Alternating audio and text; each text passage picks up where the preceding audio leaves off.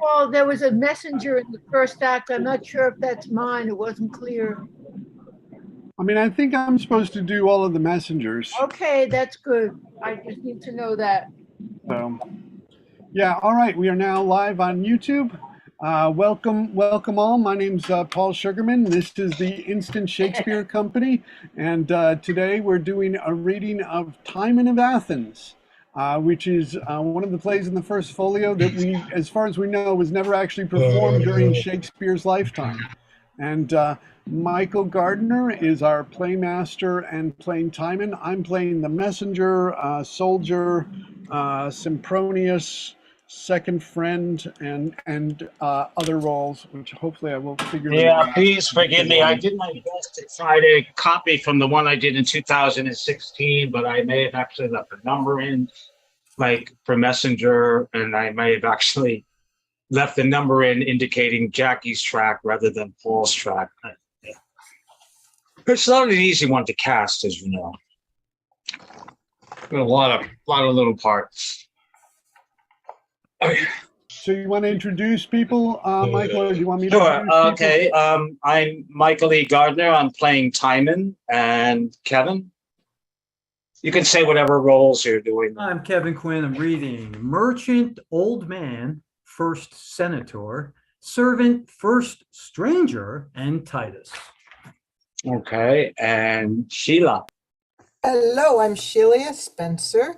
I am playing the jeweler, I'll get it right, the jeweler and Flaminius. And I'm also going to be bit parts with Philotus, Servilius, a servant, a couple of servants, a bandit.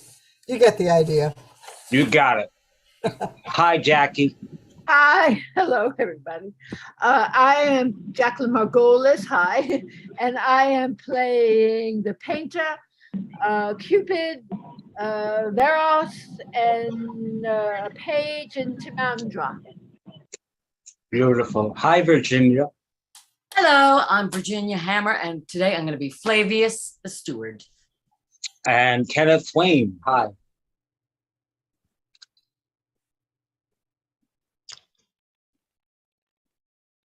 Kenneth. Hi.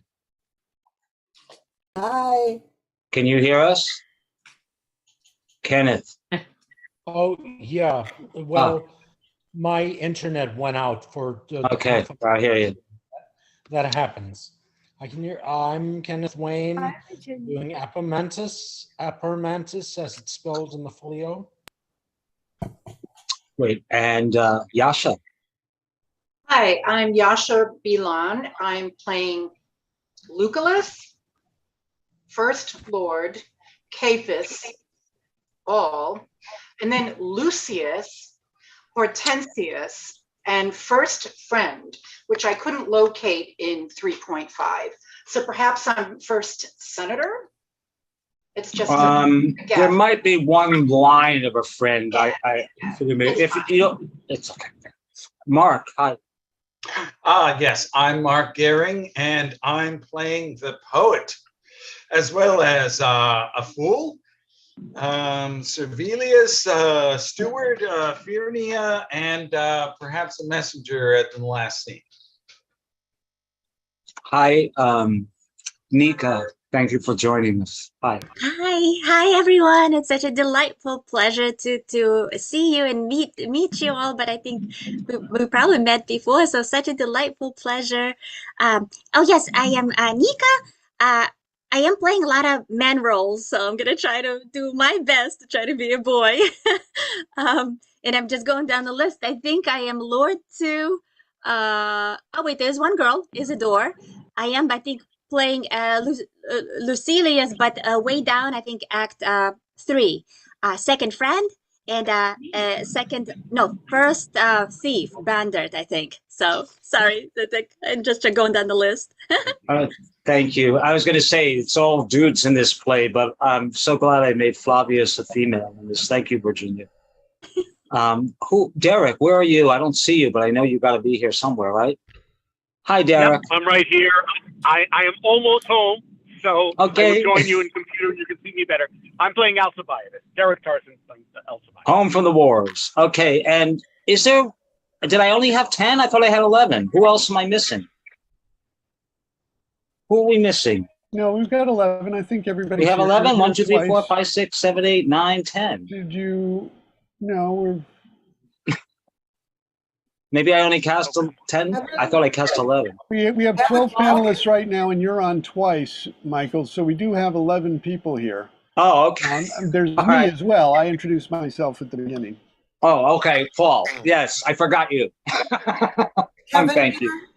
Okay. Is Kevin here? Yes. Kevin is here. I am present. All right. So the idea is that anybody who's not in a scene, we mute ourselves and hide ourselves. And we're not going to do entrance and entrances in this. Just come. You can see where it says enter. Just get ready for your entrance and entrance because it breaks the flow for certain plays. And I think this is one of them. I'm also hearing a little. Keep the video on, Mike. I'm sorry. Keep the video on. When you're not on, turn your video off and your mute off. Okay. And when you're about to make an entrance, when you make your entrance, you turn your video on. I mean, if you've got the first line, you might have to turn it on a second ahead of time. But I want to I kind of want to keep the flow going. You know what I mean? What do you think, Paul? Should we read? Should we read the entrances and entrances? Now I'm thinking back. What should we vote on this? What do you guys want to do? I mean, I think that it'll move more smoothly if we don't have to put all of the sort of entrances and exits in. And I agree. I want to make sure that Jackie's here since she's got like the second line, so that when you guys get started, that she can that she's ready to go. Okay. All right. So as soon as Jackie's ready, okay. Everybody else who's not in a scene like me, I'm going to mute myself and hide myself now. All right, let me just get the script down here. I am in the scene, so shouldn't my video be on? Not until you're on. Am I turning a microphone on or off? Or are you doing it? Are we going to introduce the play or?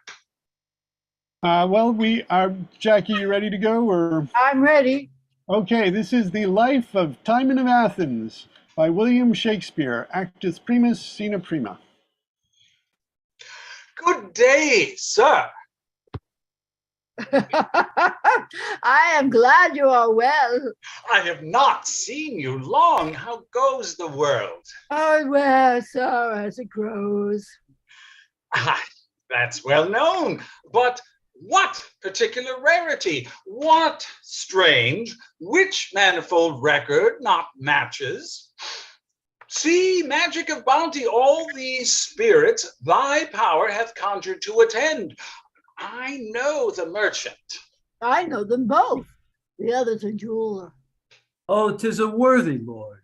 Nay, that's most fixed. A most incomparable man, breathed, as it were, to an untirable and continuate goodness. He passes.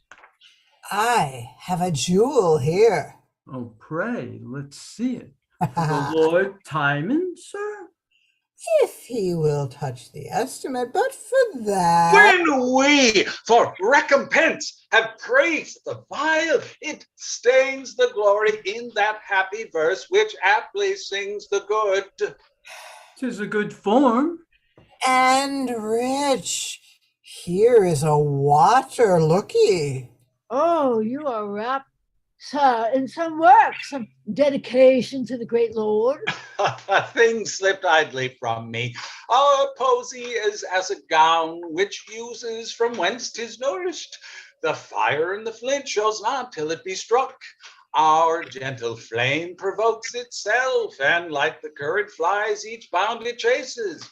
What have you there? Oh, picture, sir. When comes your book forth? Upon the heels of my presentiment, sir.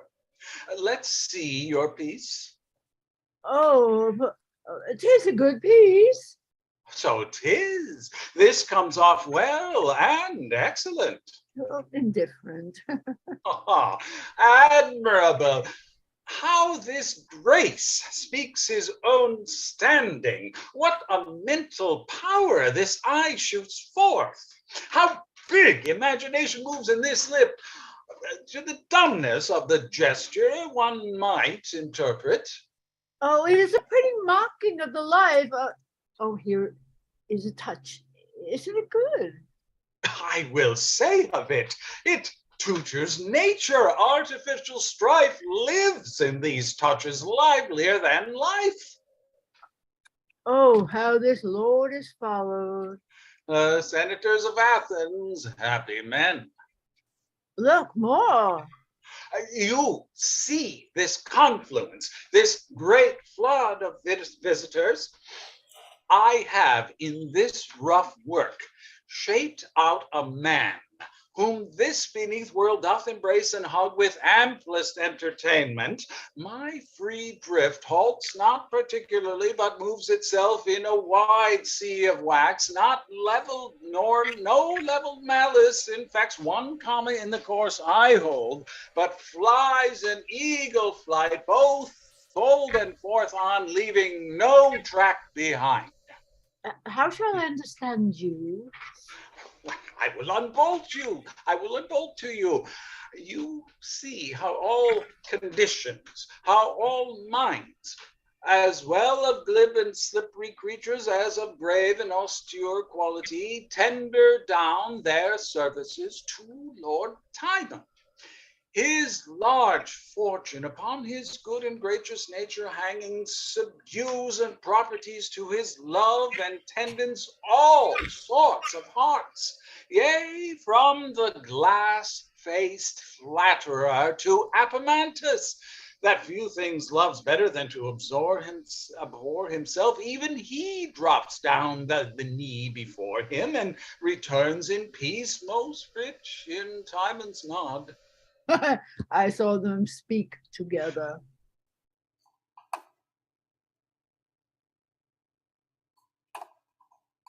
To be throned, the base of the mount is ranked with all deserts, all kinds of natures that labor on the bosom of this sphere to propagate their states. Amongst them all whose eyes are on this sovereign lady fixed, one do I personate of Lord Tymon's frame, whom fortune with her ivory hand wafts to her, whose present grace to present slaves and servants translates his rivals. 'Tis conceived to scope this throne, this fortune, and this hill makes me think with one man beckoned from the rest below, bowing his head against the sleepy mount, to climb his happiness would be well expressed in all conditions. Nay, sir, but hear me on. All those which were his fellows, but of late, some better than his value, on the moment follow his strides, his lobbies fill with tendons, rain sacrificial whisperings in his ear, make sacred even his stirrup, and through him drink the free air. I marry, what are those? When fortune in her shift and change of mood spurns down her late beloved, all his dependents which labored after him to the mountain's top, even on their knees and hand, let him sit down, not one accompanying his declining foot. 'Tis common, 1,000 more paintings I can show that shall demonstrate these quick blows of fortunes more pregnantly than words. Yet you do well to show Lord Tymon that mean eyes have seen the foot above the head. Mm-hmm. Imprisoned is he, say you? Aye, my good lord.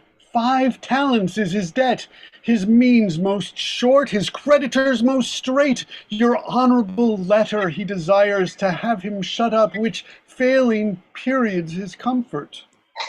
Noble Ventidius? Well, I am not of that feather to shake off my friend when he must needs me. I do know him, a gentleman that well deserves a help, which he shall have. I'll pay the debt and free him. Oh, your lordship ever binds him. Commence me to him. I will send his ransom, and being enfranchised, bid him come to me. 'tis not enough to help the feeble up, but to support him after. Yeah, fare you well. All happiness to your honor. You're muted, old man, you're muted. I'm not old. Lord Timon, hear me speak. Freely, good father. Thou hast a servant named Lucilius. I have so. What of him? Most noble Timon, call the man before thee. Tends he here or no? Lucilius? Lucilius? My computer won't work. You need to, can't hear you because I think you blocked yourself. You mute. Unmute. Here at your lordship's service. This fellow here, Lord Timon, this thy creature by night frequents my house. I am a man that from my first have been inclined to thrift, and my estate deserves an heir more raised than one which holds a trencher. Well, what further? One only daughter have I, no kin else, on whom I may confer what I have got. The maid is fair, and the youngest for a bride, and I have bred her at my dearest cost, in qualities of the best. This man of thine attempts her love. I pray thee, noble lord, join with me to forbid him her resort. Myself have spoken vain. The man is honest. Therefore he will be, Timon. His honesty rewards him in itself. It must not bear my daughter. Does she love him? She is young and apt. Our own precedent passions do instruct us what levities in youth. Love you the maid? I, my good lord, and she accepts of it. If in her marriage my consent be missing, I call the gods to witness, I will choose mine heir from forth the beggars of the world and dispossess her all. How shall she be endowed if she be mated with an equal husband? 3 talents on the present and future, all. This gentleman of mine has served me long to build his fortune. I will strain a little for Tysabond in men. Give him thy daughter. What you bestow on him, I'll counterpose and make him way with her. Most noble lord, pawn me to this your honor. She is his. My hand to thee. Mine honor on my promise. Humbly I thank your lordship. Never may that state or fortune fall into my keeping, which is not owed to you.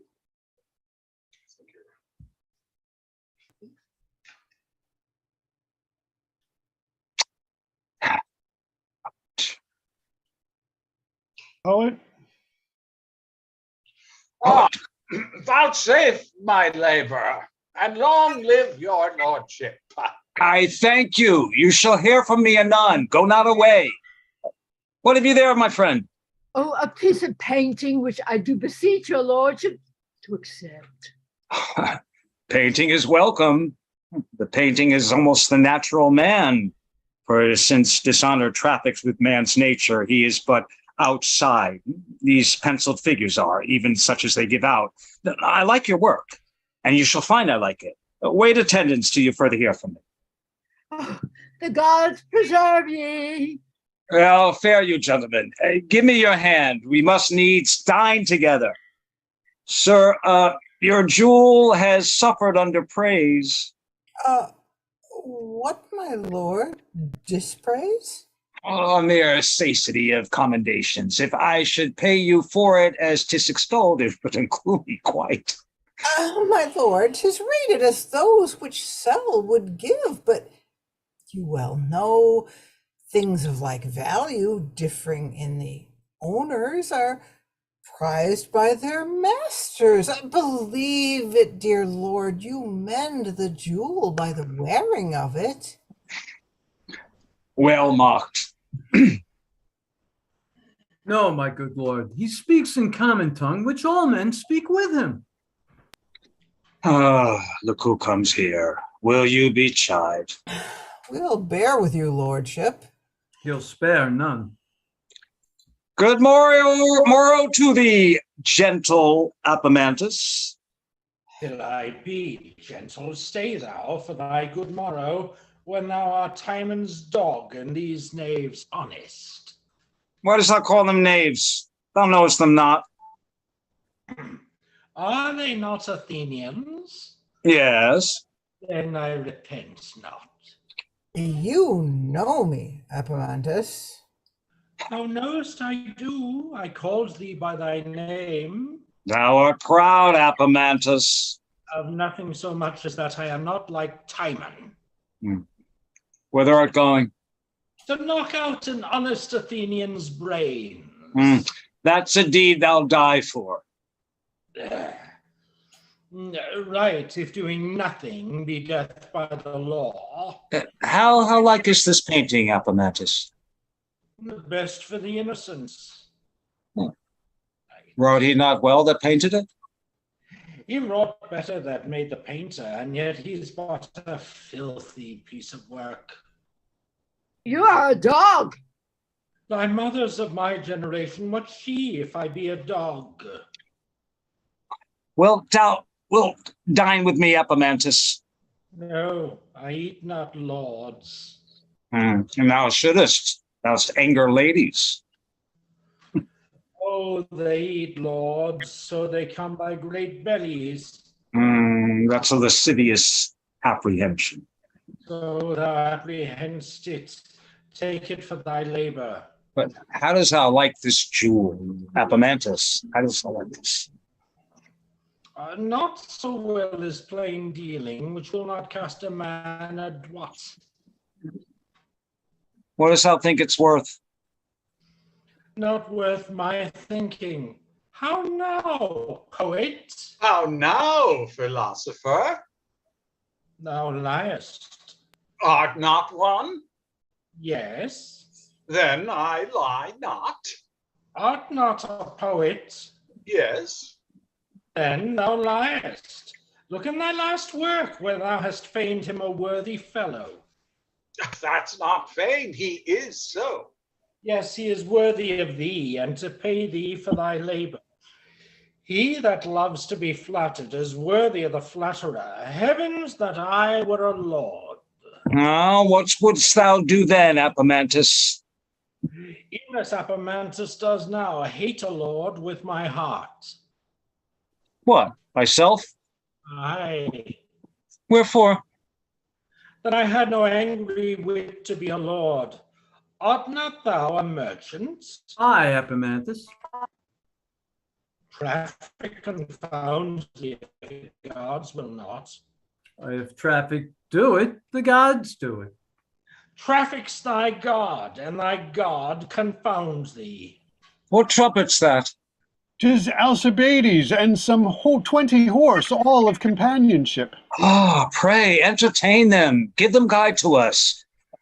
You must needs dine with me. Go not you hence till I have thanked you. When dinner's done, show me this piece. I am joyful of your sights. Most welcome, sir. So, their H's contract and serve that your supple joints, that there should be small love amongst these sweet knaves, and all this courtesy. The strain of man's bred out into baboon and monkey. Sir, you have saved my longing, and I feed most hungrily on your sight. Right welcome, sir. Ere we depart, we shall share a bounteous time in different pleasures. Pray you, let us in. What time of day is it, Apemantus? Time to be honest. That time serves still. The most accursed that thou that still omitst it. Thou art going to Lord Timon's feast. Aye, to see meat-fill knaves and wine-heat fools. Fare thee well, fare thee well. Thou art a fool to bid me farewell twice. Why, Epamantus? Shouldst have kept one to thyself, for I mean to give thee none. Hang thyself. No, I will do nothing at thy bidding. Make thy requests to thy friend. Away, unpeaceable dog! Or thee spurn, thee hence! I will fly like a dog the heels of the ass. He's opposite to humanity. Come, shall we in and race Lord Tymon's bounty? He outgoes the very heart of kindness. He pours it out. Putinus, the god of gold, is but a steward. No meat, but he prays 7 old above the self. No guilt of him, but breeds the giver a return, exceeding all use, quit of quittance. The noblest mind he carries that ever governed man. Long may he live in fortune. Shall we in? I'll keep you company. Po boys playing loud music, a great banquet served in, and then enter Lord Tymon, the states, the Athenian lords Ventigius, which Tymon redeemed from prison. Then comes stopping after Apamantus, discontent like himself. Most honored Tymon, it hath pleased the god to remember my father's age and call him to long peace. He is gone happy and has left me rich. Then, as in grateful virtue, I am bound to your free heart. I do return those talents doubled with thanks and service, from whose help I derived liberty. Oh, by no means, honest Ventigius. You mistake my love. I gave it freely ever, and there's none can truly say he gives if he receives. For better play at that game, we must not dare to imitate them. Faults that are rich are fair. A noble spirit. Nay, my lord, ceremony was but devised at first to set a gloss on faint deeds. Hollow welcomes, retanking goodness, sorry ere 'tis shown. But where there is true friendship, there needs none. Pray, sit. More welcome are you yet to my fortunes than my fortunes to me. My lord, we always have confessed it. Confessed it, hanged it, have you not? Oh, Apamantus, you are welcome. No, you shall not make me welcome. I come to have thee thrust me out of doors. Fie, thou art a churl. You have got a humor there does not become a man. 'Tis much to blame. They say, my lords, ira furor brevis est. But yon man is very angry. Go, let him have a table by himself. He does neither affect company, nor is he fit for it indeed. Let me stay at thine apparel, Tymon. I come to observe. I give thee warning on't. I take no heed of thee. Thou art an Athenian, therefore welcome. I myself would have no power. For thee, let my meat make thee silent. I scorn thy meat. 'Twould choke me, for I should ne'er flatter thee. Oh, you gods, what a number of men eats Tymon, and he sees them not. It grieves me to see so many dip their meat in one man's blood. And all the madnesses he cheers them up to. I wonder men dare trust themselves with men. Methinks they should invite them without knives, good for their meat and safer for their lives. There's much example for it. The fellow that sits next him, now parts bread with him, pledges the breath of him in a divided draught, is the readiest man to kill him. It has been proved, if I were a huge man, I should fear to drink at meals, lest they should spy my windpipe's dangerous notes. Great men should drink with harness on their throats. My lord in heart, and let the health go round. Let it flow this way, my good lord. Flow this way, a brave fellow. He keeps his tides well, those healths will make thee in thy state look ill, Tymon. Here's that which is too weak to be a sinner. Honest water, which ne'er left men i' the mire. This and my food are equals. There's no odds. Feasts are too proud to give thanks to the gods. Apamantus grace. Immortal gods, I crave no pelf, I pray for no man but myself. Grant I may never prove so fond to trust man on his oath or bond, or a harlot for her weeping, or a dog that seems a-sleeping, or a keeper with my freedom, or my friends, if I should need 'em. Amen. So fall to't. Rich men sin, and I eat root. Much good ditch thy good heart, Apamantus. Captain Alcibiades, your heart's in the field now.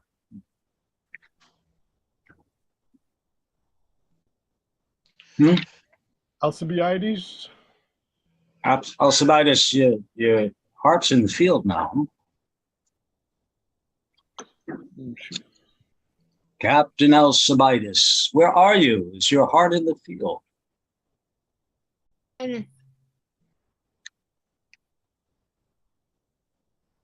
Hello. I guess Derek must have stepped away. My heart is, oh, there we go. My heart is ever at your service, my lord. You'd rather be at a breakfast of enemies than at a dinner of friends. So they were bleeding new, my lord. There's no meat like 'em. I could wish my best friends at such a feast. But all those flatterers were thine enemies then, that then thou mightst kill him and bid me to him.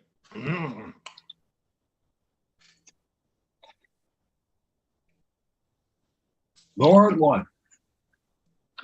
Might we but have that happiness, my lord, that you would use our hearts, whereby we might express some part of our zeals, we should think ourselves forever perfect. Oh, no doubt, my good friends, but the gods themselves have provided that I shall have much help from you. How you have been my friends else. Why, have you that charitable title from thousands? Did not you chiefly belong to my heart? I have told more of you to myself than you can with modesty speak in your own behalf, and thus far I confirm you. Gods, think I, what need we have any friends if we should not have need of them? They were the most needless creatures living. Should we ne'er have use for them, it would most resemble sweet instruments hung up in cases that keeps their sounds to themselves. Why, I have often wished myself poorer, that I might come nearer to you. We are born to do benefits, and what better or proper can we call our own than the riches of our friends? What a precious comfort 'tis to have so many like brothers commanding one another's fortunes. Though choice, even made aware, can be born, mine eyes cannot hold out water. Methinks to forget these faults, I drink to you. Thou weeps to make them drink. Joy had the like conception in our eyes, and at that instant, like a babe sprung up.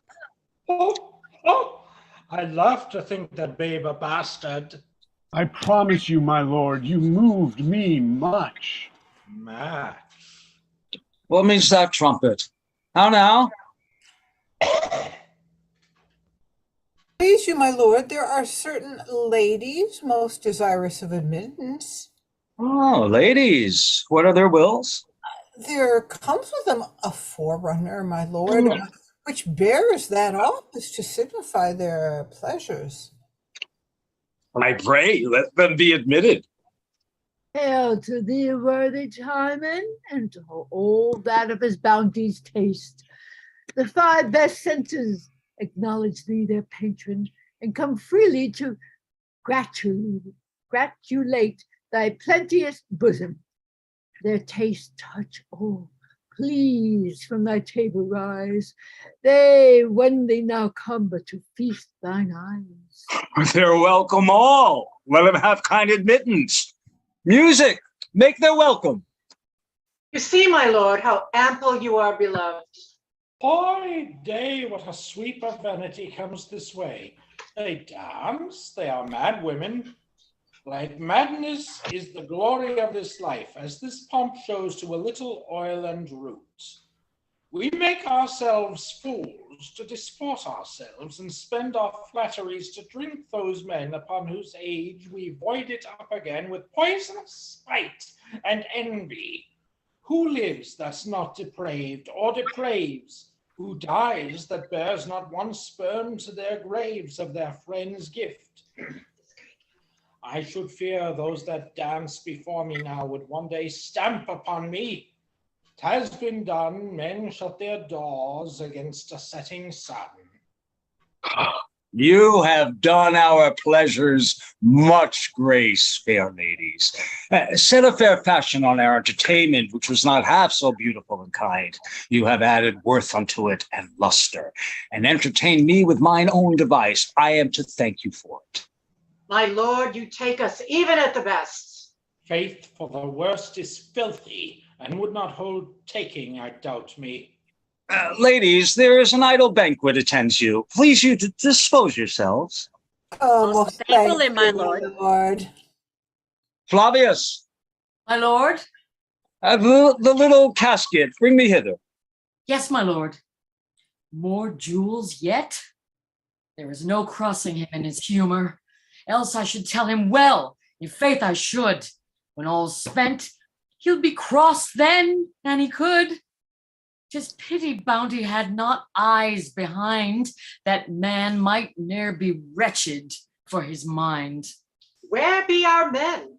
Here, my lord, in readiness. Our horses. Oh, my friends, I have one word to say to you.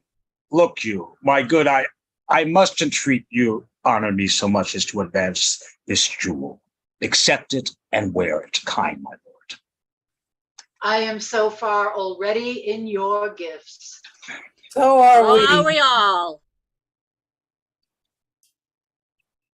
My lord, there are certain nobles of the Senate newly alighted and come to visit you. They are fairly welcome. I beseech your honor, vouchsafe me a word. It does concern you near. Near? Why then another time I'll hear thee. I prithee, let's be provided to show them entertainment. I scarce know how. May it please your honor, Lord Lucius, out of his free love, hath presented to you 4 milk-white horses trapped in silver. I shall accept them fairly. Let the presents be worthily entertained. How now? What news? Please you, my lord, that honorable gentleman, Lord Lucullus, entreats your company tomorrow to hunt with him, and has sent your honor 2 brace of greyhounds. I'll hunt with them, and let them be received, not without fair reward. What will this come to? He commands us to provide and gives great gifts, and all out of an empty coffer. Nor will he know his purse, or yield me this, to show him what a beggar his heart is, being of no power to make his wishes good. His promises fly so beyond his state, that what he speaks is all in debt. He owes for every word. He is so kind that he now pays interest for it. His lands put to their books. Well, would I were gently put out of office before I were forced out. Happier is he that has no friend to feed, than such that do in enemies exceed. I bleed inwardly for my lord. You do yourselves much wrong. You beg too much of your own merits. Here, my lord, a trifle of our love. More than common thanks. I will receive it. Oh, he's the very soul of bounty. And now I remember, my lord, you gave good words the other day of a bay courser I rode on. 'Tis yours because you liked it. Oh, I beseech your pardon me, my lord, in that. You may take my word, my lord. I know no man can justly praise, but what does he affect? I weigh my friend's affection with my own. I'll tell you true. I'll call to you. Oh, none none so so welcome. Welcome. I take all and your several visitations so kind to heart. 'Tis not good enough to give. Methinks I could deal kingdoms to my friends and ne'er be weary. Alcibiades, thou art a soldier, therefore seldom rich. comes in charity to thee.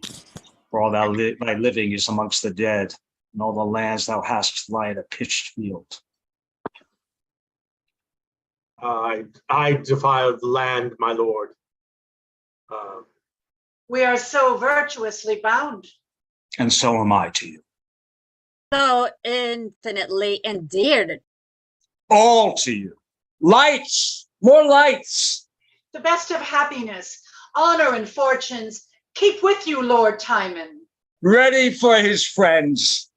What a coils here, serving of becks and jutting out of bums. I doubt whether their legs be worth the sums that are given for 'em. Friendships full of dregs, methinks false hearts should never have sound legs. Thus honest fools lay out their wealth on curtsies. Now, Apomantis, if thou wert not sullen, I would be good to thee. No, I'll nothing. For if I should be bribed too, there would be none left to rail upon thee, and then thou wouldst sin the faster. Thou givest so long time, and I fear me thou wilt give away thyself in paper shortly. What needs these feasts, pomps, and vain glories? Nay, and you begin to rail on society once, I am sworn not to give regard to you. Farewell, and come with better music.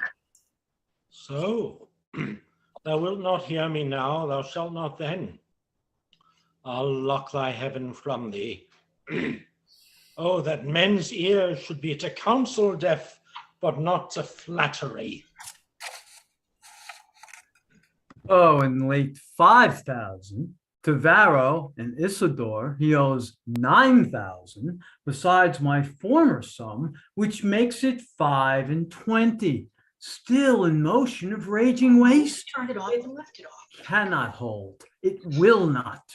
If I want gold, steal but a beggar's dog and give it Tymon. Why the dog coins gold? Oh, the text. If I would sell my horse and buy 20 more better than he, why give my horse to Tymon? Ask nothing, give it him. It follows me straight, and able horses, no porter at his gate, but rather one that smiles and still invites all that pass by. It cannot hold. No reason can sound his state in safety. Caiaphas, ho! Caiaphas, I say. Yes, sir. What is your pleasure? Get on your cloak and haste you to Lord Tymon. Importune him for my monies. Be not ceased with slight denial, nor then silenced when commend me to your master, and the cap plays in the right hand thus, but tell him, my uses cry to me. I must serve my turn out of mine own. His days and times are past, and my reliances on his fracted dates have smit my credit. I love and honor him, but must not break my back to heal his finger. Immediate hour my needs, and my relief must not be tossed and turned to me in words, but find supply immediate. Get you gone, put on a most importunate aspect, a visage of demand, for I do fear that when every feather sticks in his own wing, Lord Tymon will be left a naked gull, which flashes now a phoenix. Get you gone. I go, sir. I go, sir. Take the bonds along with you and have the dates in. Come. I will, sir. Go.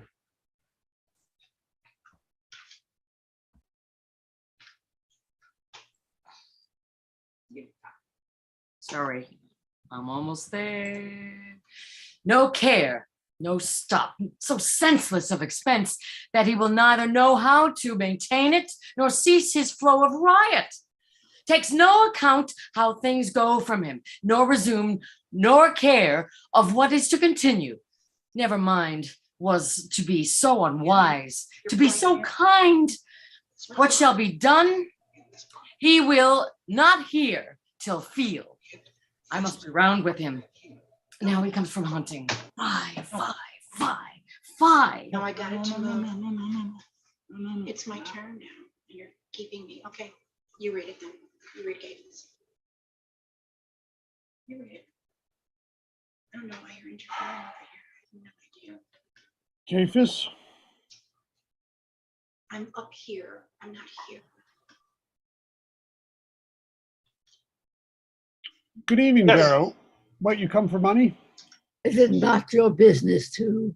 See what you did? It is, and yours too, Isidore? That was fine. It is so. That's not on the list. Right there. Would we were all discharge it? You're two now. I fear it. Here comes the Lord. Start talking. Just start talking. So soon as dinner is done, we'll forth again, my Alcibiades. With me? What is your will? My lord, here is a note of certain dues. Dues? Whence are you? Of Athens. Here, my lord. Go to my steward.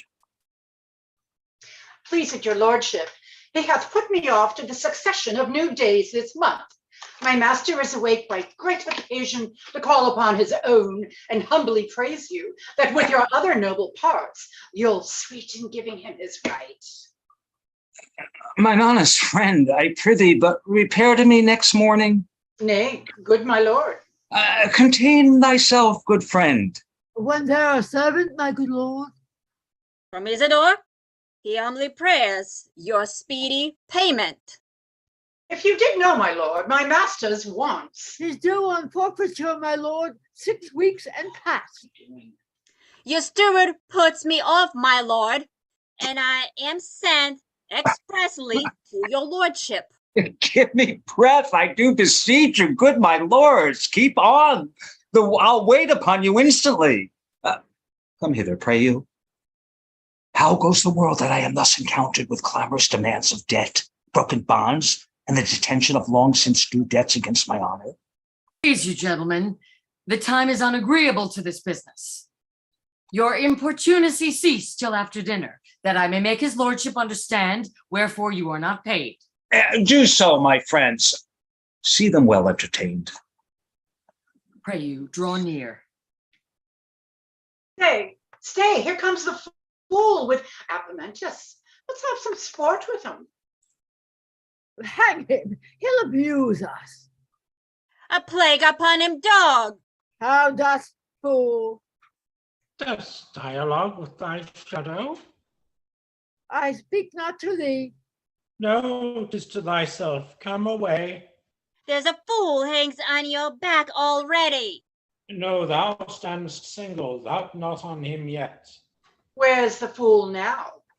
He last asked the question.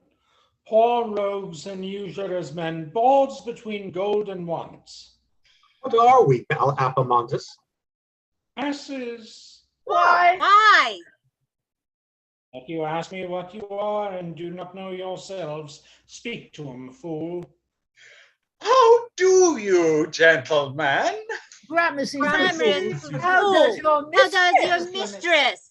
Oh, she's in setting on water to scald such chickens as you are. Would we could see you at Corinth. God, gramercy. Look you, here comes my master's page. Look you. Why, how now, Captain? What do you in this wise company? How dost thou, Apomantus? Would I had a rod in my mouth that I might answer thee profitably. Oh, pretty Epaminondas, read me the superscription on these letters. I know not which is which. Canst not read? No. I can't read. No, I cannot read. There will little learning die then that day thou art hanged. This is to Lord Tymon, this to Alcibiades. Go, thou wast born a bastard, and thou die abhorred. Thou wast whelped a dog, and thou shalt famish a dog's death.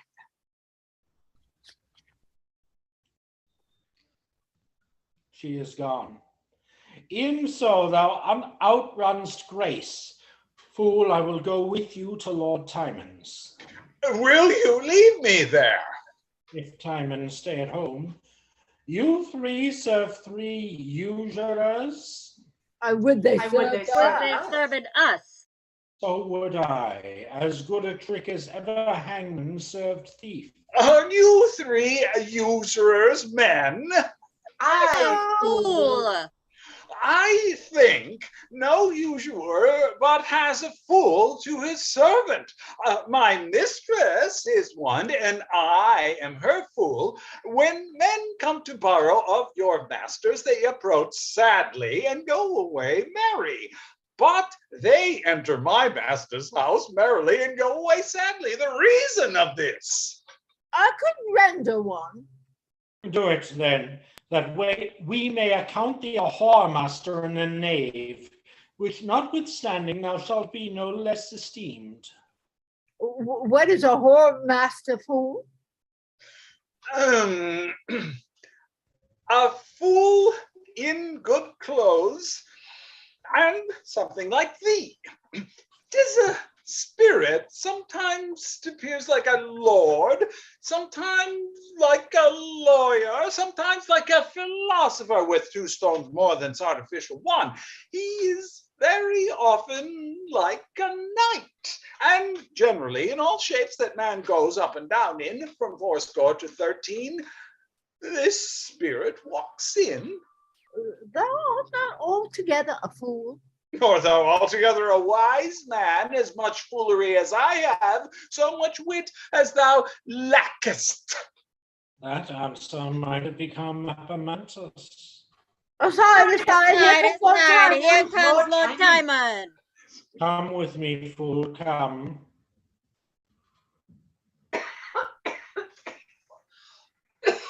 Come. I do not always follow lover, elder brother, and woman. Sometime the philosopher. Pray you walk near. I'll speak with you anon. You make me marvel. Wherefore ere this time had you not fully laid my state before me, that I might so have rated my expense as I had leave of means? You would not hear me.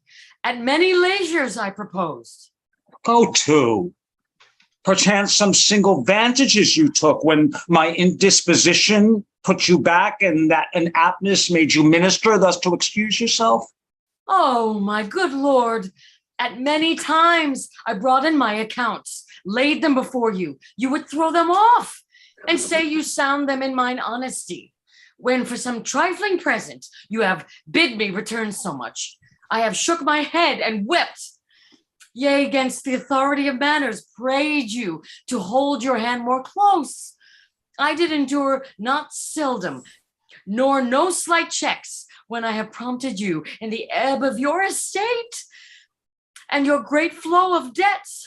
My loved lord, though you hear now too late, yet now's the time, the greatest of your having, lacks a half to pay your present debts. Let all my land be sold. 'Tis all engaged, some forfeited and gone, and what remains will hardly stop the mouth of present dues. The future comes apace. What shall defend the interim? And at length, how goes our reckoning? To Lacedaemon did my land extend. Oh, my good lord, the world is but a word. Were it all yours to give it in a breath, how quickly were it gone? You tell me true. If you suspect my husbandry or falsehood, call me before the exactest auditors and set me on the proof.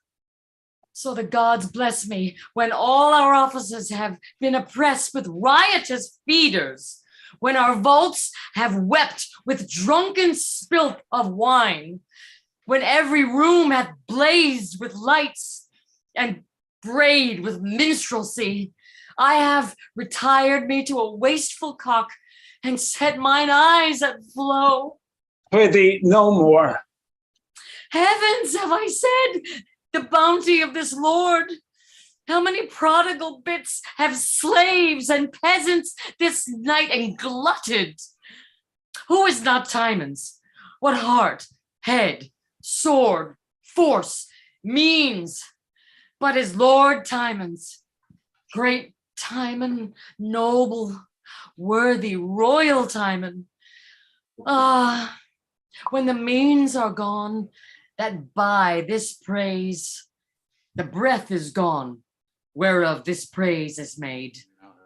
Feast won, fast lost, one cloud of winter showers. These flies are couched. Come, sermon me no further. No villainous bounty yet passed past my heart. Unwisely, not ignobly have I given. Why dost thou weep? Canst thou thy conscience lack to think I shall lack friends? Secure thy heart. If I would broach the vessels of my love and try the argument of hearts by borrowing men and men's fortunes, could I frankly use as I can bid them thee speak? Assurance, bless your thoughts. And in some sort, these wants of mine are crowned. That I can't account them blessings, for by these shall I try friends. You shall perceive how you mistake my fortunes. I am wealthy in my friends. Within there, Flavius, Civilis. Flavius, Civilis. My lord. Yes, I will dispatch you severally. You to Lord Lucius, you to Lucullus, I hunted with his honor today. You to Sempronius, commend me to their loves. And I am proud to say that my occasions have found time to use them toward a supply of money. Let the request be 50 talents. As you have said, my lord. Lord Lucius and Lucullus? Go you, sir, to the senators, of whom even to the state's best health I have reserved this hearing. Bid them send in the instant 1,000 talents to me. I have been bold, for that I knew it the most general way to them to use your signet and your name, but they do shake their heads, and I am here no richer in return. Is it true? Can it be? They answer in a joint and corporate voice that now they are at fall, want treasure, cannot do what they would, are sorry. You are honorable, but yet they could have wished, they know not, something hath been amiss. A noble nature may catch a wrench. Would all were well, 'tis pity, and so intending other serious matters, after distasteful looks and these hard fractions with certain half caps and cold moving nods, they froze me into silence. You gods reward them. Prithee, man, look cheerily. These old fellows have their ingratitude in them hereditary. Their blood is caked, 'tis cold, seldom flows. 'Tis lack of kindly warmth. They are not kind. And nature, as it grows again towards earth, is fashioned for the journey, dull and heavy. Go to Ventidius. Prithee, be not sad. Thou art true and honest. Ingeniously I speak. No blame belongs to thee. Ventidius lately buried his father, by whose death he steeped in a great estate. When he was poor, imprisoned, and in scarcity of friends, I cleared him with 5 talents, greet him from me, bid him suppose some good necessity touches his friend, which craves to be remembered with those 5 talents that had given it. Give it to these fellows to whom 'tis instant due. Never speak or think that Timon's fortunes amongst his friends can sink. I would I could not think it. That thought is bounty's foe. Being free itself, it thinks all others so.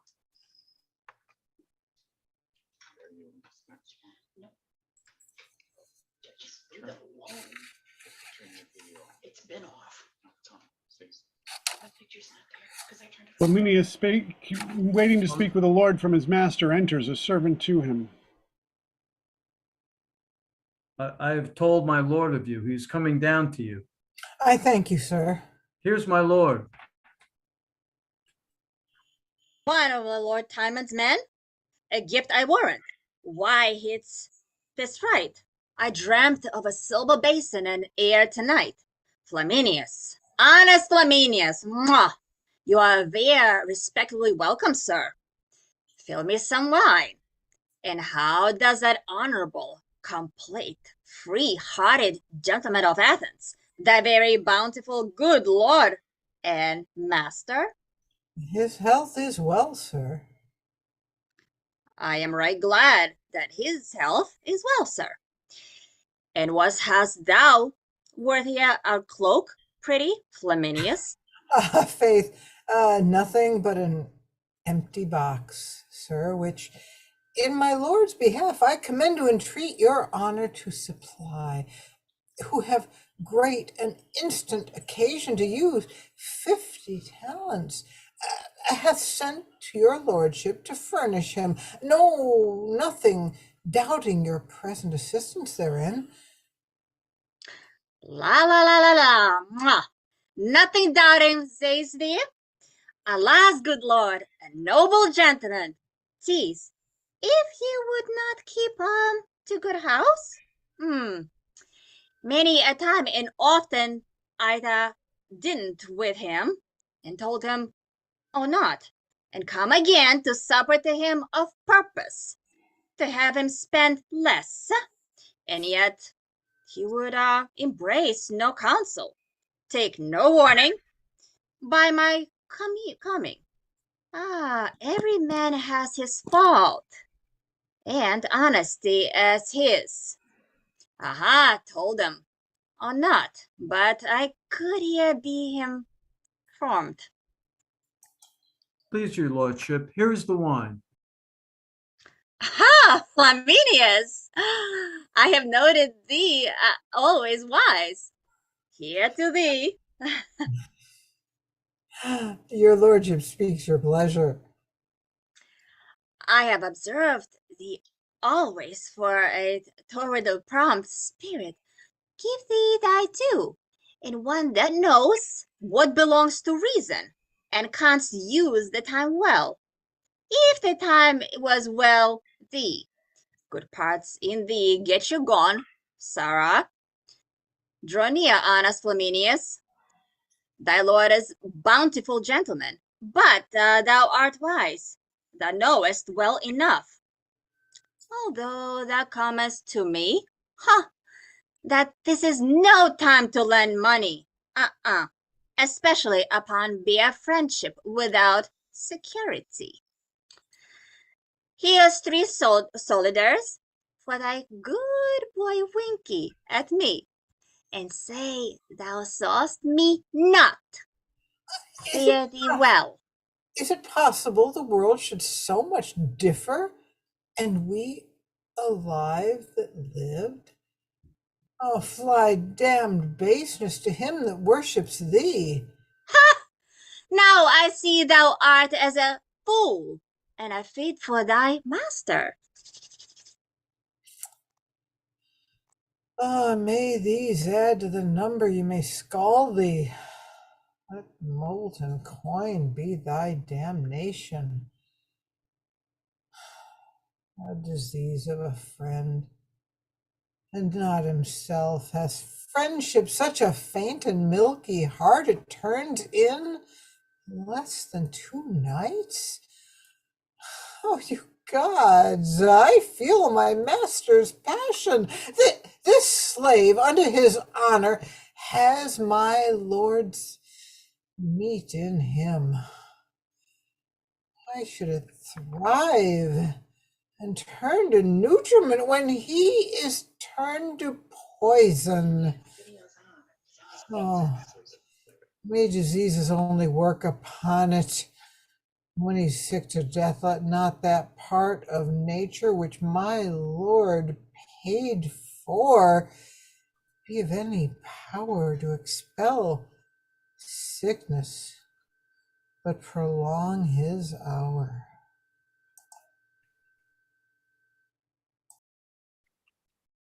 Who the Lord Timon?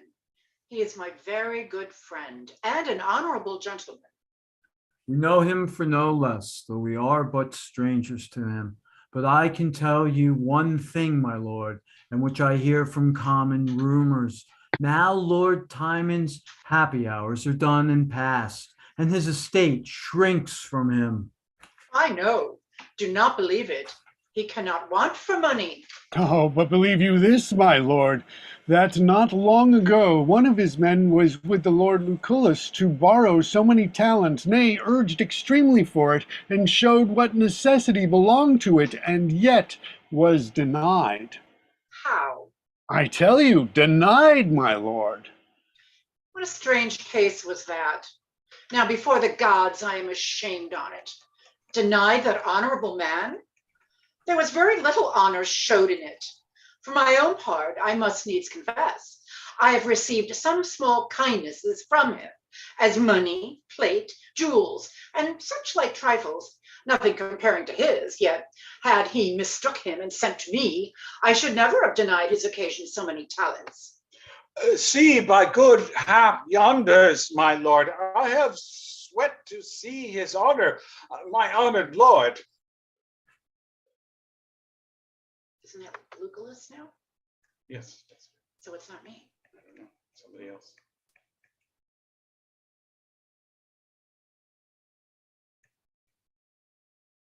Servilius, you are kindly met, sir. Rather well, commend me to thy honorable, virtuous lord, my very exquisite friend. May it please your honor, my lord hath sent. Ha! What has he sent? I am so much endeared to that lord. He's ever sending. How shall I thank him, thinkest thou? And what has he sent now? Has only sent his present.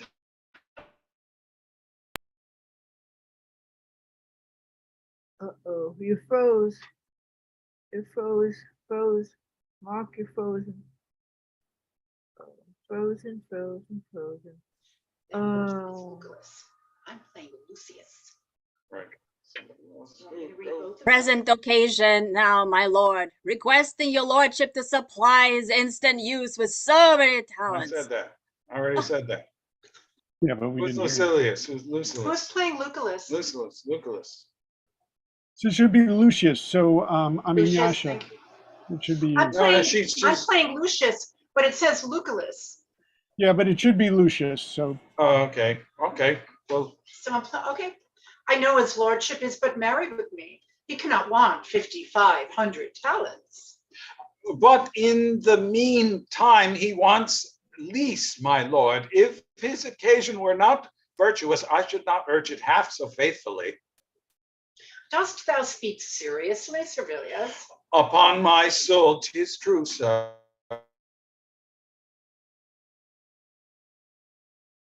You lost your sound.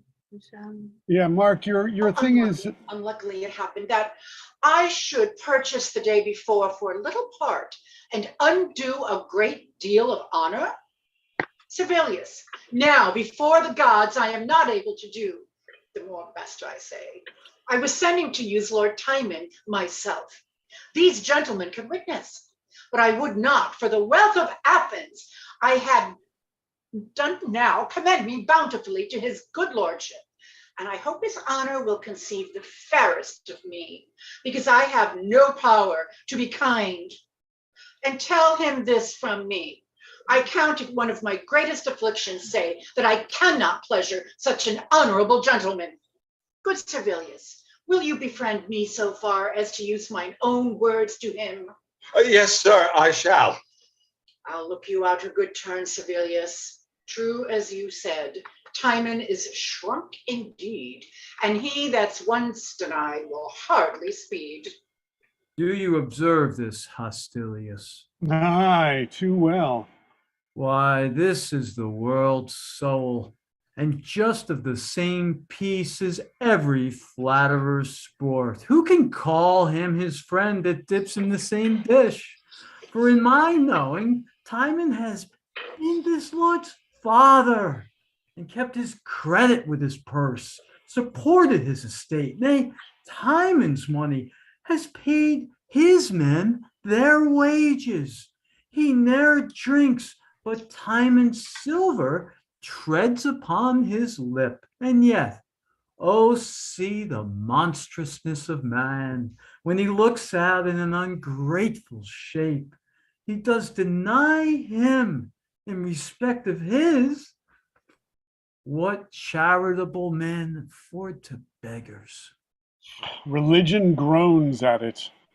For my own part, I never tasted Timon in my life, nor came any of his bounties over me to mark me for his friend. Yet I protest, for his right noble mind, illustrious virtue, and honorable carriage, had his necessity made use of me, I would have put wealth into donation, and the best half should have returned to him. So much I love his heart.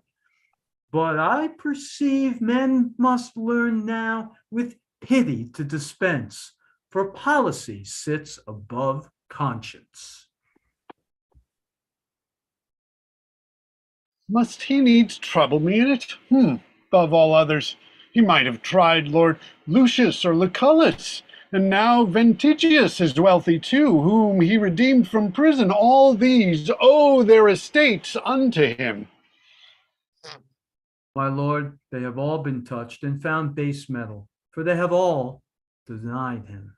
How have they denied him? Has Ventigius and Lucullus denied him? And does he send to me? 3. Shows but little love or judgment in him. Must I be his last refuge? His friends, like physicians, thrive. Give him over.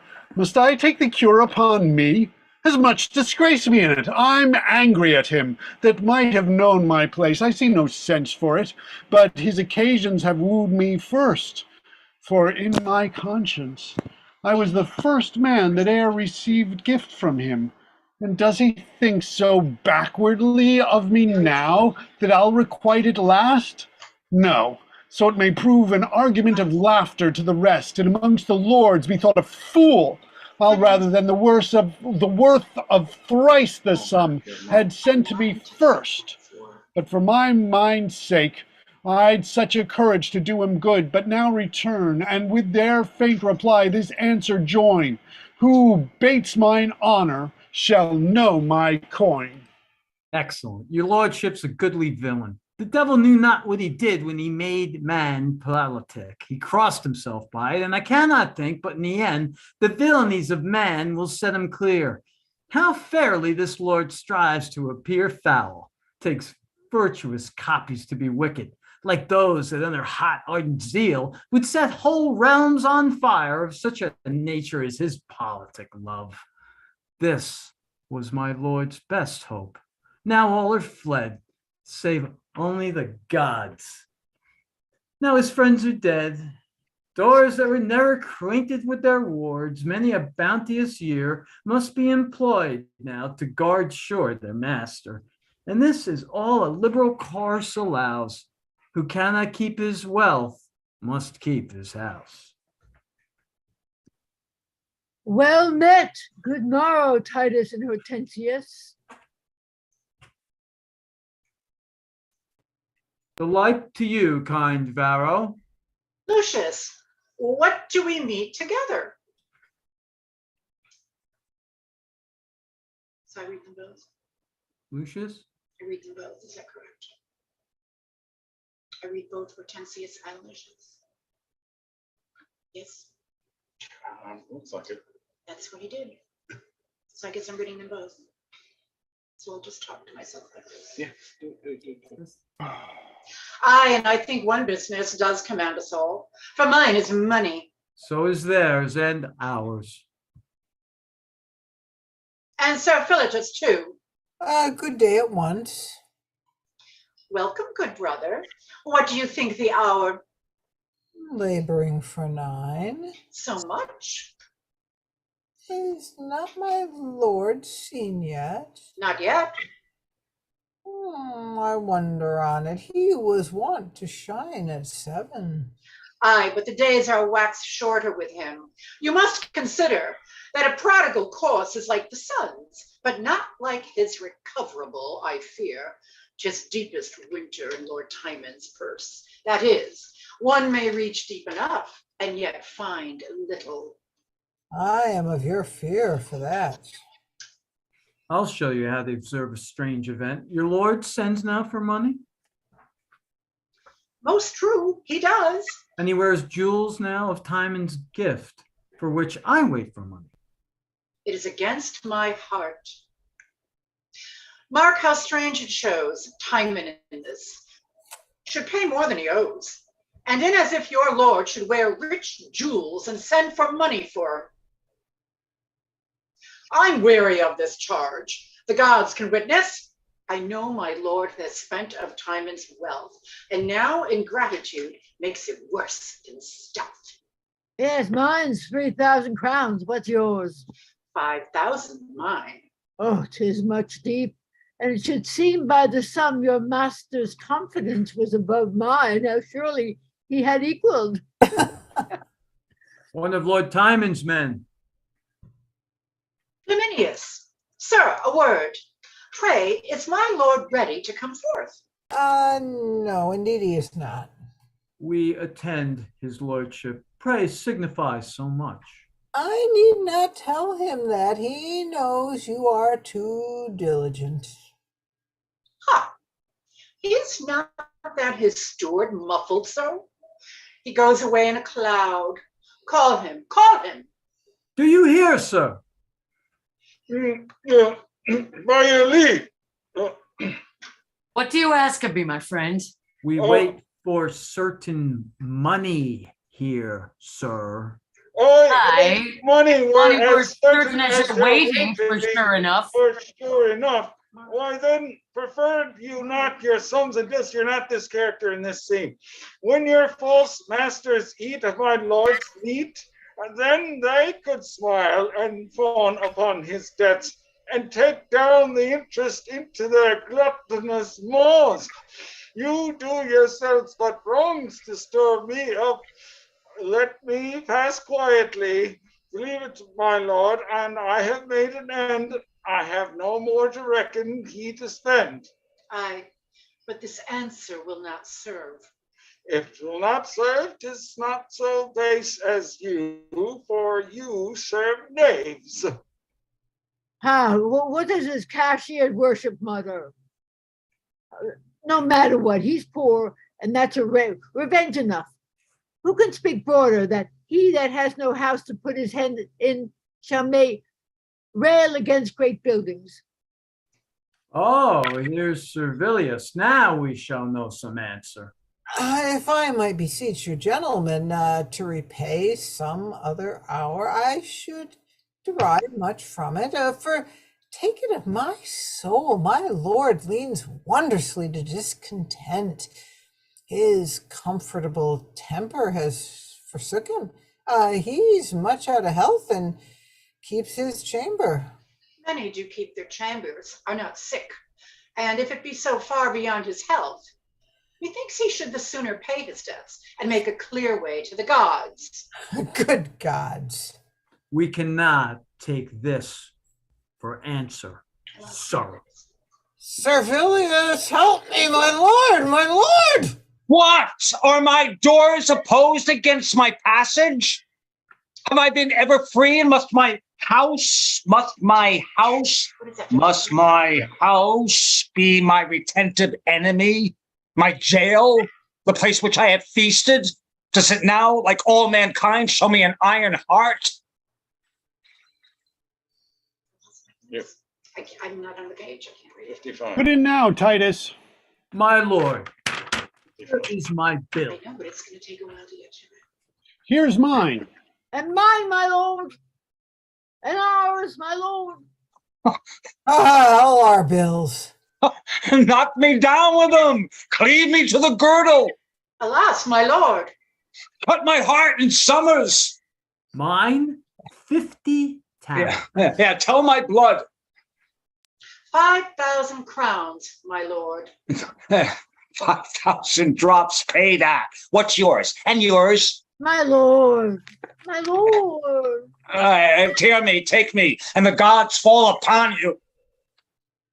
Faith, I perceive our masters may throw their caps at their money. These debts may well be called desperate ones, for a madman owes them.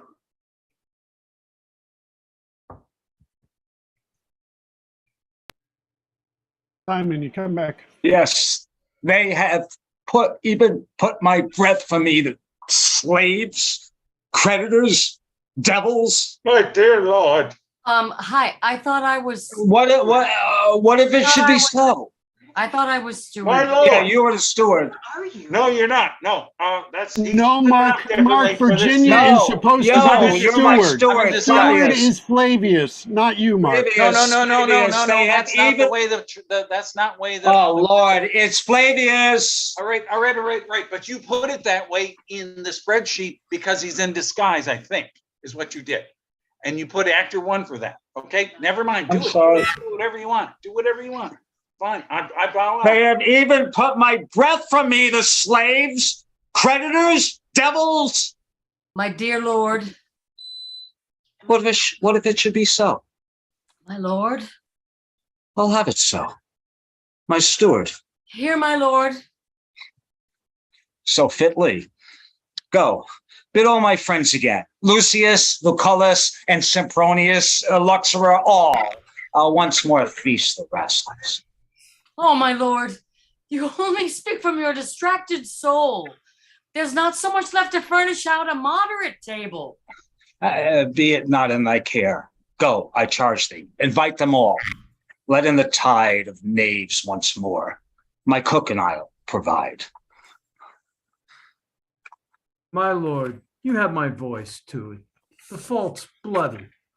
'Tis necessary he must die. Nothing emboldens sin so much as mercy.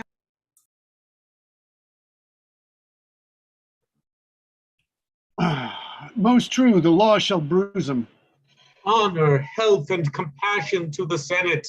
Now, Captain. I am a humble suitor to your virtues, for pity is the virtue of the law, and none but tyrants use it cruelly. It pleases time and fortune to lie heavy upon a friend of mine who in hot blood hath stepped into the law, which is past depth to those that without heed do plunge into it. He is a man, setting fate aside, of comely virtues, nor did he soil the fact with cowardice, and honor in him which buys out his fault. But with a noble fury and fair spirit, seeing his reputation touched to death, he did oppose his foe. And with such sober and unnoted passion, he did behoove his anger ere 'twas spent, as if he had but proved an argument. You undergo too strict a paradox, striving to make an ugly deed look fair. Your words have took such pains as if they labored to bring manslaughter into form, and set quarreling upon the head of valor, which indeed is valor misbegot, and came into the world when sects and factions were newly born. He's truly valiant that can wisely suffer the worst that man can breathe, and make his wrongs, his outsides, to wear them like his raiment carelessly, and there prefer his injuries to his heart, to bring it into danger. If wrongs be evils, and in force us kill, what folly 'tis to hazard life for ill. My lord. You cannot make gross sins look clear. To revenge is no valor, but to bear.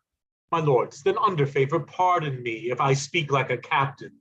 Why do fond men expose themselves to battle and not endure all threats? Sleep upon it and let the foes quietly cut their throats without repugnancy. If there be such valor in the bearing, what make we abroad? Why then women are more valiant that stay at home if bearing carry it, and the ass more captain than the lion. The fellow loaded with irons wiser than the judge, if wisdom be in the suffering. O my lords, as you are great, be pitifully good, who cannot condemn rashness in cold blood. To kill, I grant, is sin's extremest gust, But in defense by mercy, 'tis most just. To be in anger is impiety. But who is man that is not angry? Weigh but the crime with this. You breathe in vain. In vain. His service done at Lacedaemon and Byzantium were a sufficient briber for his life. Are we? That. Why, say, my lord has done fair service and slain in fight many of your enemies. How full of valor did he bear himself in the last conflict and made plenteous wounds? He has made too much plenty with him. He is a sworn rioter. He has a sin that often drowns him and takes his valor prisoner. If there were no foes, that were enough to overcome him. In that beastly fury, he has been known to commit outrages and cherish factions. 'Tis inferred to us his days are foul and his drink dangerous. He dies. Hard fate, he might have died in war. My lords, if not for any parts in him, though his right arm might purchase his own time and be in debt to none, yet more to move you, take my deserts to his and join them both. And for I know your reverend ages love security, I'll pawn my victories, all my honor to you upon his good returns. If by this crime he owes the law his life, why let the war receive it in valiant gore. For the law is strict and war is nothing more. We are for law. He dies. Urge it no more on height of our displeasure. Friend or brother, he forfeits his own blood that spills another. Must it be so? It must not be. My lords, I do beseech you, know me. How? Call me to your remembrances. What? I cannot think but your age has forgotten me. It could not else be I should prove so base to sue and be denied such common grace. My wounds ache at you. Do you dare our anger? 'Tis in few words, but spacious in effect. We banish thee forever. Banish me? Banish your dotish, Banish usury that makes the Senate ugly? If after 2 days' shine, Athens contain thee, attend our weightier judgment and not to swell our spirit, he shall be executed presently. Now the gods keep you old enough that you may live only in bone, that none may look at you. I'm worse than mad. I have kept back their foes while they have told their money and let out their coin upon large interest. I myself, rich only in large hurts, all those for this? Is this the balsam that the usuring Senate powers into captains' wounds? Banishment? It comes not ill. I hate not to be banished. It is a cause worthy my spleen and fury that I might strike at Athens. I'll cheer up my discontented troops and lay for hearts. 'Tis honor with most lands to be at odds. Soldiers should brook as little wrongs as gods. A good time of day to you, sir. I also wish it to you, my honorable lord. I think this honorable lord did but try us this other day. Upon that were my thoughts, trying when we encountered. I hope it is not so low with him as he made it seem in the trial of his several friends. It should not be, by the persuasion of his new feasting. I should think so. He had sent me an earnest I can't read that. Inviting, actually. Okay, thank you. Inviting, which many my near occasions did urge me to put off, but he hath conjured me beyond them, and I must needs appear. In like manner was I in debt to my importunate business, but he would not hear my excuse. I am sorry when he sent to borrow of me that my provision was out. I am sick of that grief too, as I understand how all things go. Every man hears so. What would he have borrowed of you? 1,000 pieces. 1,000 pieces. What of you? Oh, well, he sent to me, sir. Oh, here he comes. With all my heart, gentlemen both. And how fare you? Ever at the best, hearing well of your lordship. The swallow follows not summer more willing than we, your lordship. Nor more willingly leaves winter such summer birds or men.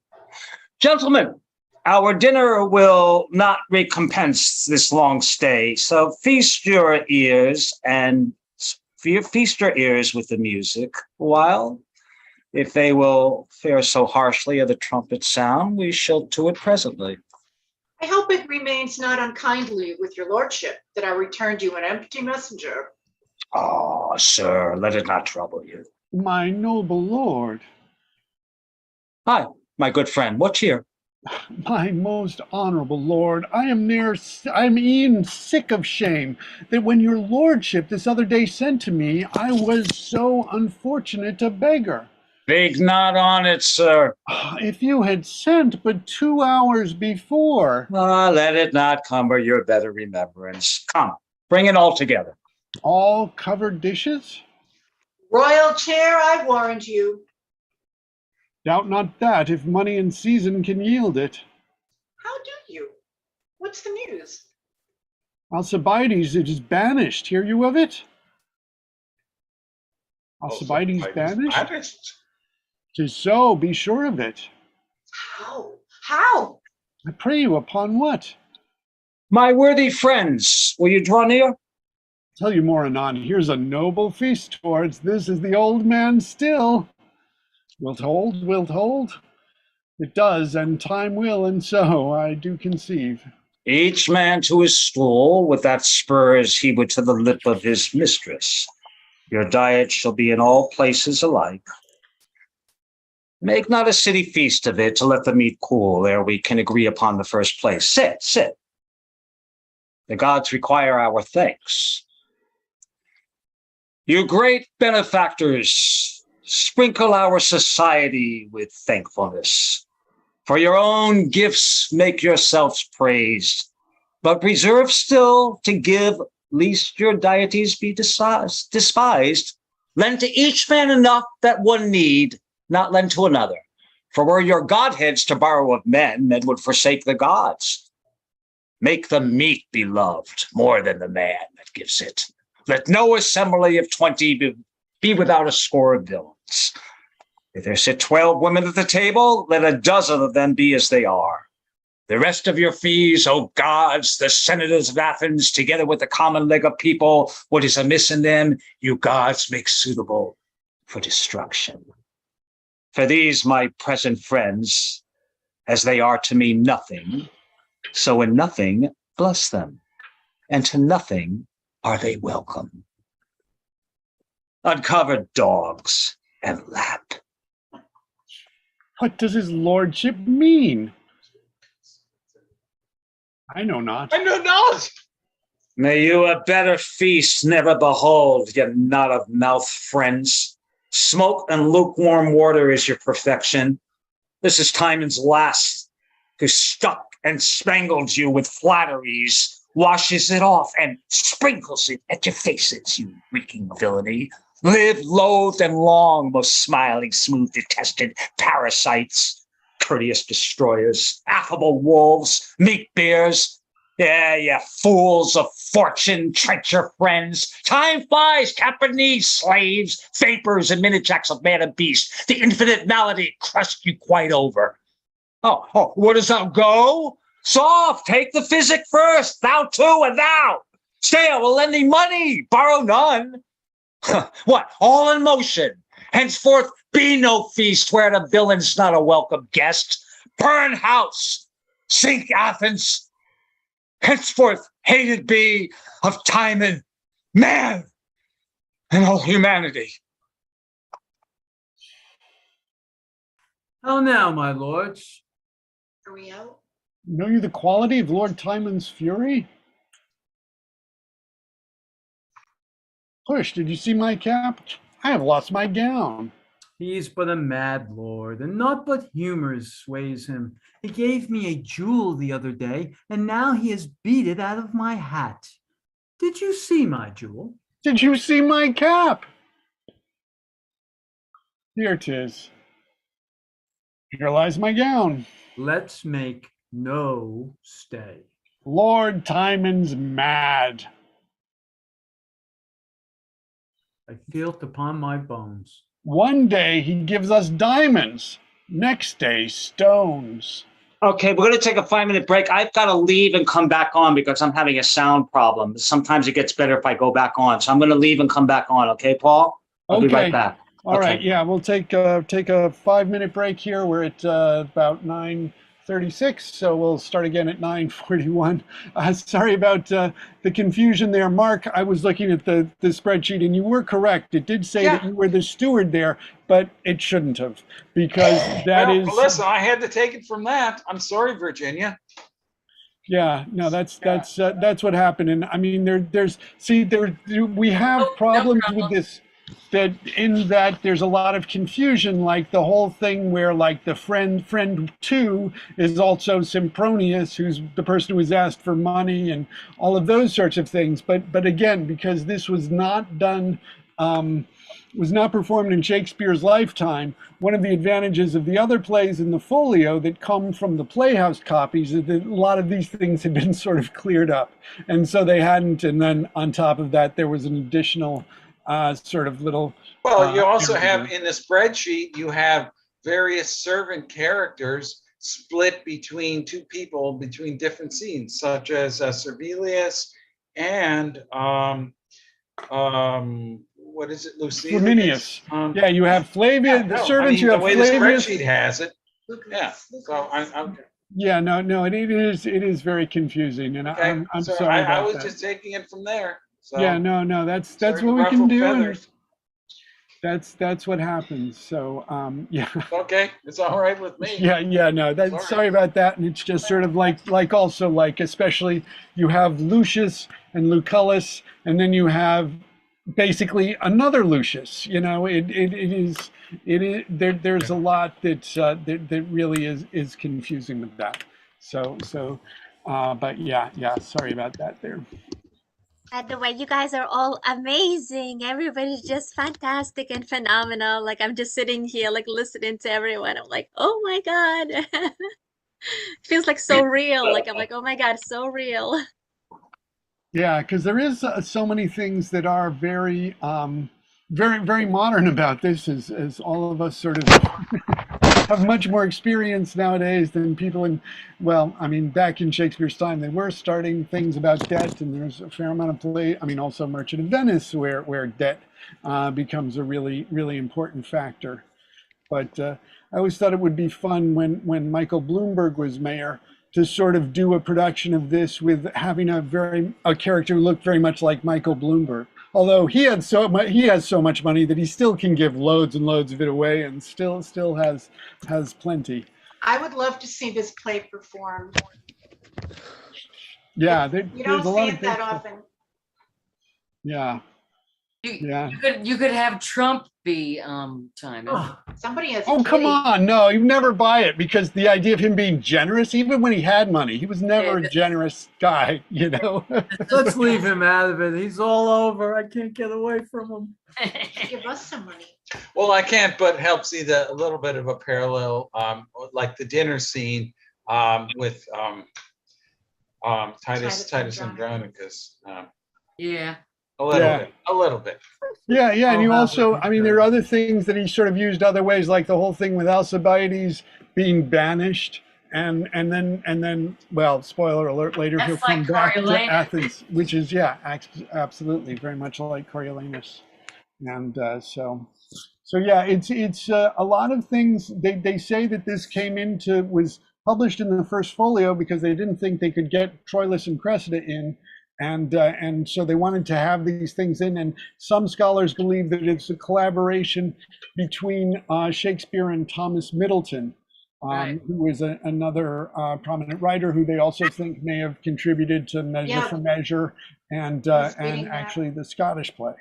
So, wow, I never knew that about the Scottish play. Gosh, that seems so much all of one Yeah, well, it does, but it's also, I mean, some of the stuff with the witches, when it's like there's a song where they have a thing about the song that they do, which is actually in Middleton's play, The Witches, Oh which yeah. is where I think they get that from. I'm Right. not And a then a lot of people think that the Hecate stuff kind of sticks out. right, yeah, that's what they think as well, that it was that because it was also it's like apparently they did it that Shakespeare did it and made Banquo into a good guy to sort of flatter King James because James was all off about witches and everything, and that apparently after they performed it for James, that he was so freaked out about it that he didn't allow them to perform it for like 5 years.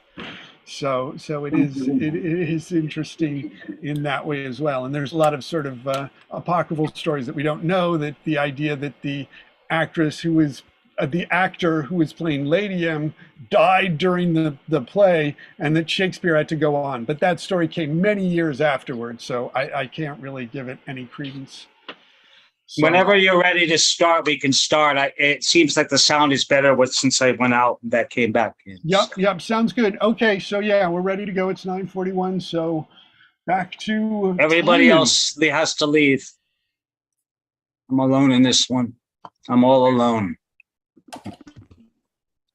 Oh.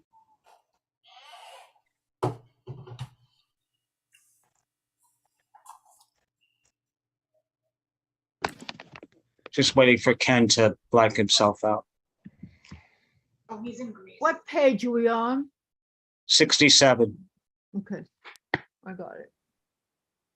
We ready? Let me look back upon thee, O thou wall that girdles in these wolves. Dive in the earth and fence not Athens. Matrons, turn incontinent. Obedience, fail in children. Slaves and fools pluck the grave wrinkled senate from the bench and minister in their steeds. To general filths converted the instant green. Virginity, do it in your parents' eyes. Bankrupts, hold fast rather than render back. Out with your knives and cut your trustees' throats. Bound servants steal. Large-handed robbers your grave masters are, and pill by law.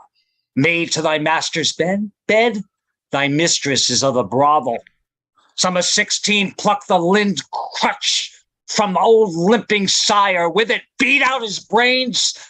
Piety and fear, religion to the gods, peace, justice, truth, domestic awe, night rest and neighborhood, instruction, manners, mysteries and trades, degrees, observances, customs, and laws. Decline to your confounding contraries, and yet confusion live.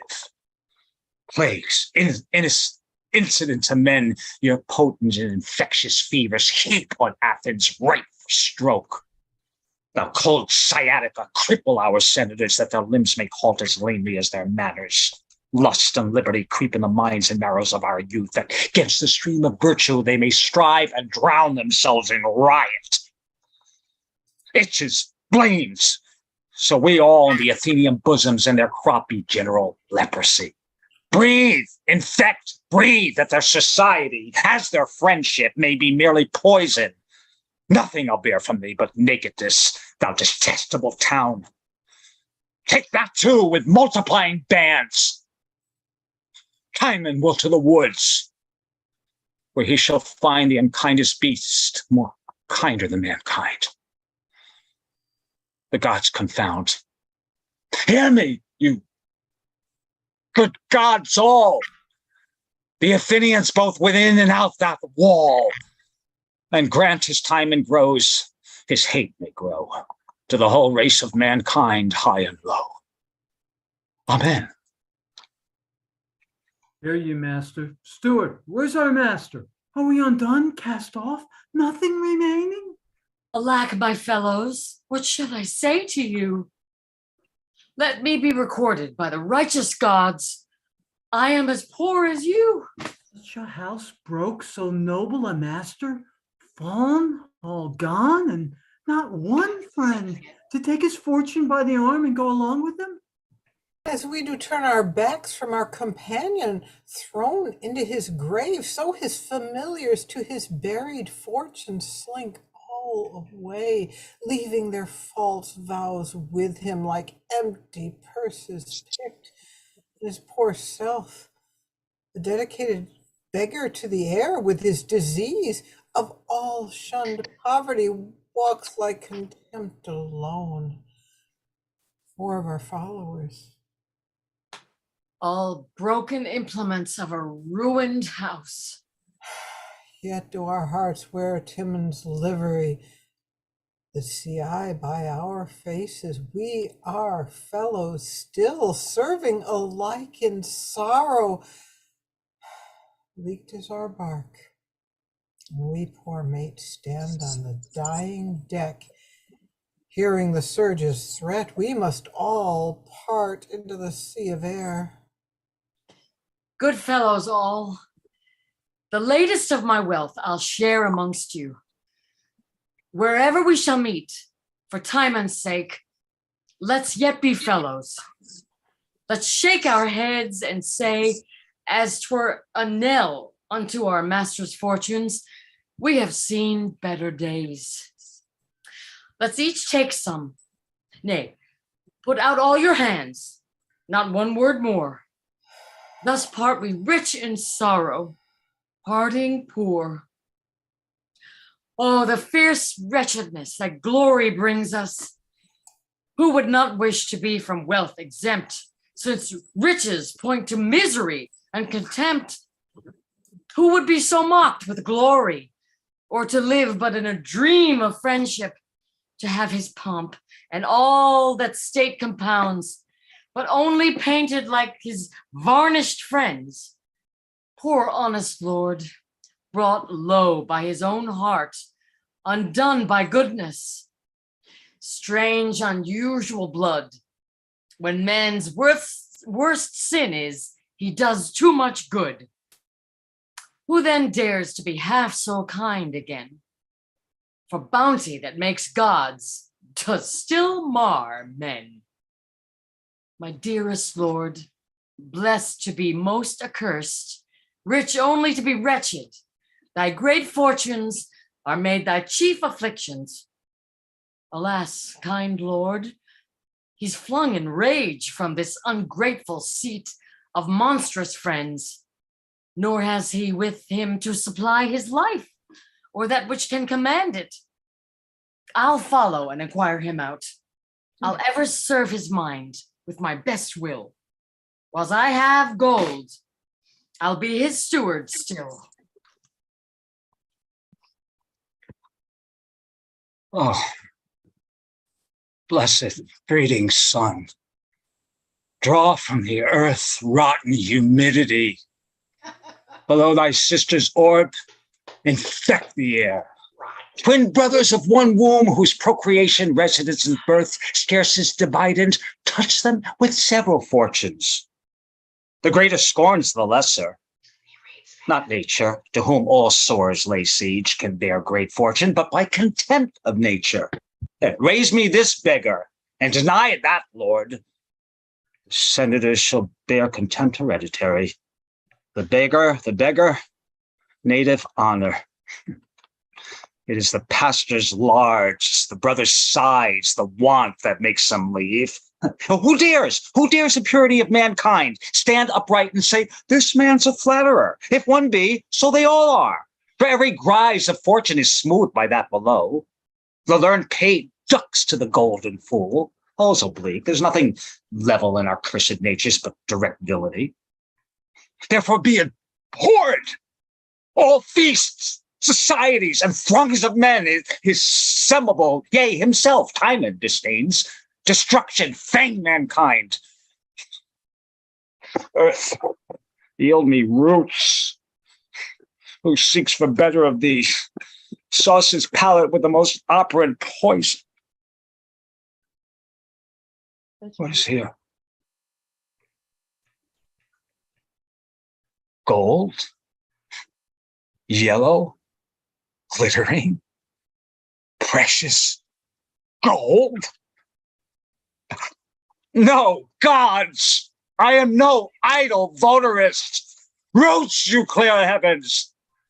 That much of this will make black, white, foul, fair, wrong, right, base, noble, old, young, coward, valiant. Ha, you gods, why this?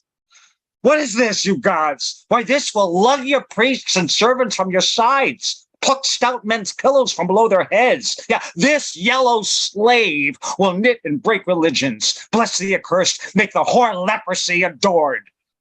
Place thieves and give them title, knee, and approbation with senators on the bench. This is it that makes the wapping widow wet again, she who the spittle house and ulcerous sores would cast the gorge at. This and bombs and spices to the April day again.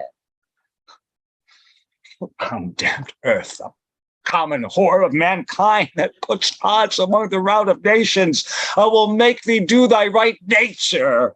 Yeah. Huh. A drum. Thou art quick, but yet I'll bury thee. Thou go, strong thief, when gouty keepers of thee cannot stand. Nay, stay thou out for earnest. Art thou there? Speak. A beast as thou art, the canker nor thy heart for showing me again the eyes of man. What is thy name? Is man so hateful to thee that art thyself a man? I am misanthrope and hate mankind.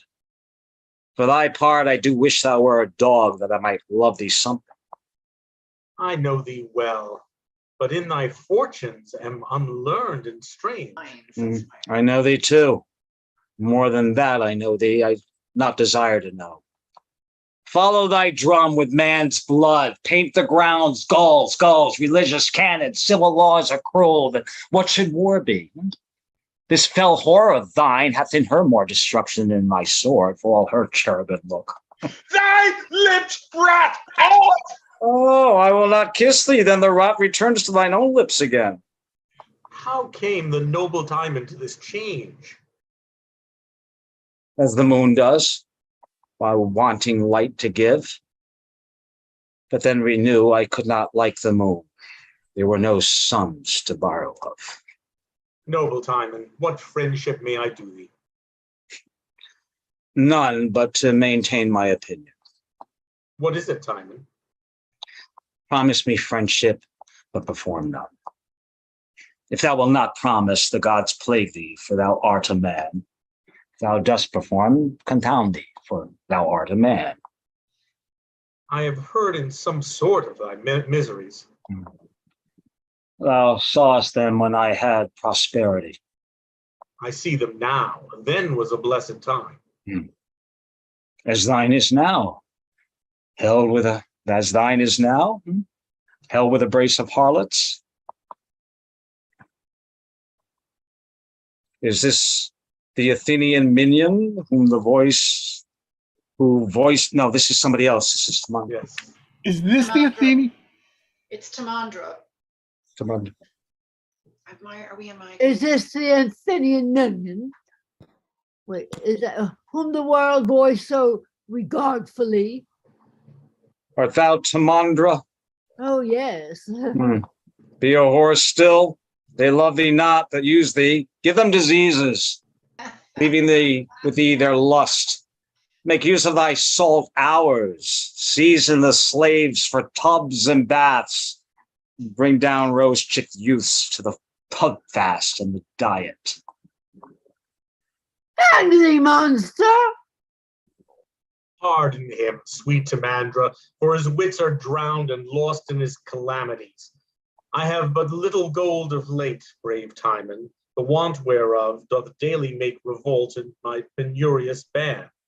But I have heard and grieved how cursed Athens, mindless of thy worth, forgetting thy great deeds, when neighbor states but for thy sword and fortune trod upon. I prithee, beat thy drum and get thee gone. I am thy friend, and pity thee, dear Tymon. How dost thou pity him who does trouble? I had rather be alone. Why, fare thee well. Here is some gold for thee. Keep it. I cannot eat it. When I have laid proud Athens on a heap, Warst thou against Athens? Aye, Tymon, and have cause. The gods confound them all in thy conquest, and thee after, when thou hast conquered. Why me, Tymon? That by killing villains thou wast born to conquer my country. Put up thy gold. Go on, here's gold. Go on. Be as a planetary plague when Jove will so over some high vice city hang his poison in the sick air. Let not thy sword skip one. Pity not honored age for his white beard. He's a usurer. Strike me the counterfeit matron. It is her habit only that is honest. Yourself's a bawd. Let not the virgin's cheek make soft thy trenchant sword, for those milk paps that through the window barn bore at men's eyes are not within the leaf of pity writ, but set them down horrible traitors. Spare not the babe whose dimpled smiles from fools exhaust their mercy. Think it a bastard whom the oracle hath doubtfully pronounced the throat shall cut amidst its sans remorse. Swear against objects, put armor on thy ears and on thy eyes, whose proof nor yells of mothers, maids, nor babes, nor sights of priests in holy vestments bleeding shall pierce a jot. There's gold to pay the soldiers. Make large confusion in thy fury spend, confined be thyself. Speak not, be gone. Hast thou gold yet? I'll take the gold thou givest me, not all thy counsel. Dost thou or dost thou not? Heaven's curse upon thee. Give us some gold, Tymon. Hast thee more? Enough to make a whore forswear her trade and to make a whore as a bawd? Hold up, you sluts, your apron's mountenance. You are not oathable, although I know you'll terribly swear to the strong soldiers and to heavenly agues, the immortal gods that hear you. Spare your oaths. I'll trust to your conditions. Be whore still. And he whose pious breath seeks to convert you, be strong in whore. Allure him. Burn him up. Let your close fire predominate his smoke, and be no turncoats. Yet may your pains 6 months be quite contrary. And thatch your poor thin roofs with no burthens of the dead, some that were hanged no matter. Wear them, betray with them. Whore still. Paint till a horse may mire upon your face of pox of wrinkles. Oh, Well, more gold. Well, gold, what then? Believe it, that will do anything We'll for do gold. anything Oh, for gold. consumption sow in hollow bones of men. Strike their sharp shins and mar men spurring. Crack the lawyer's voice that he may never more false title plead, nor sound his quillet shrilly. Whore the flamen that scoldeth against the quality of flesh and not believes himself. Down with the nose, down with it flat. Yeah, take the bridge away, quite away of him, and that his particular to foresee smells from the general wheel. Make curd paved, bald ruffians, and let the unscarred braggarts of the war derive some pain from you. Plague all, that your activity may defeat and quell the source of all erection. Yeah, there's more gold. Do you damn others and let this damn you, and ditches grave you all. More counsel with more money, bounteous Bounteous Tymon. More whore, more mischief first. I've given you earnest. Strike up the drum towards Athens. Farewell, Tymon. If I thrive well, I'll visit thee again. If I hope well, I'll never see thee more. I never did thee harm. Yes, thou spokest well of me. Call'st thou that harm? Men daily find it. Get thee away and take thy beagles with thee. We but offend him. Strike. And nature, being sick of man's unkindness, should yet be hungry. Common mother, thou whose womb unmeasurable in infinite breast teems and feeds all, whose self-same metal whereof thy proud child arrogant man is puffed, engenders the black toad and aber blue, the gilded newt and eyeless venomed worm with all the abhorred births below crisp heaven, whereupon Cyprian's quickening fire doth shine, yield him who all the human sons do hate from forth thy plenteous bosom one poor root, and snare thy fertile and conceptious womb. Let it no more bring out ungrateful men. Go, great with tigers, great with tigers, dragons, wolves, and bears, teem with new monsters whom thy upward faith hath to the marble mansion all above never presented. Oh, a root! Their thanks! Dry up thy narrow spines and plough-torn leaves where ungrateful men with licorice draughts and morsels unction greases his pure mind that from all consideration slips. Oh, more man? Plague! Plague! I was directed hither. Men report thou dost affect my manners and dost use them. 'Tis then because thou dost not keep a dog whom I would imitate. Consumption catch thee. This is in their nature but infected, a poor unmanly melancholy sprung from change of habit. Why this spade, this place, this slave-like habit and these looks of care? Thy flatterers yet wear silk, drink wine, lie soft, hug their diseased perfumes, and have forgot that ever Tymon was. Shame not these woods by putting on the cunning of a carper. Be thou a flatterer now, and seek to thrive by that which has undone thee. Hinge thy knee, and let his very breath whom thou'lt observe blow off thy cap. Praise his most vicious strain, and call it excellent. Thou wast told thus. Thou gavest thine ears like tapsters that bade welcome to knaves and all approachers. 'Tis most just that thou turn rascal. Hadst thou wealth again, rascal should have it. Do not assume my likeness. Were I like thee, I'd throw away myself. Thou hast cast away thyself, being like thyself a madman, so long now a fool. What think'st that the bleak air, thy boisterous chamberlain, will put thy shirt on warm?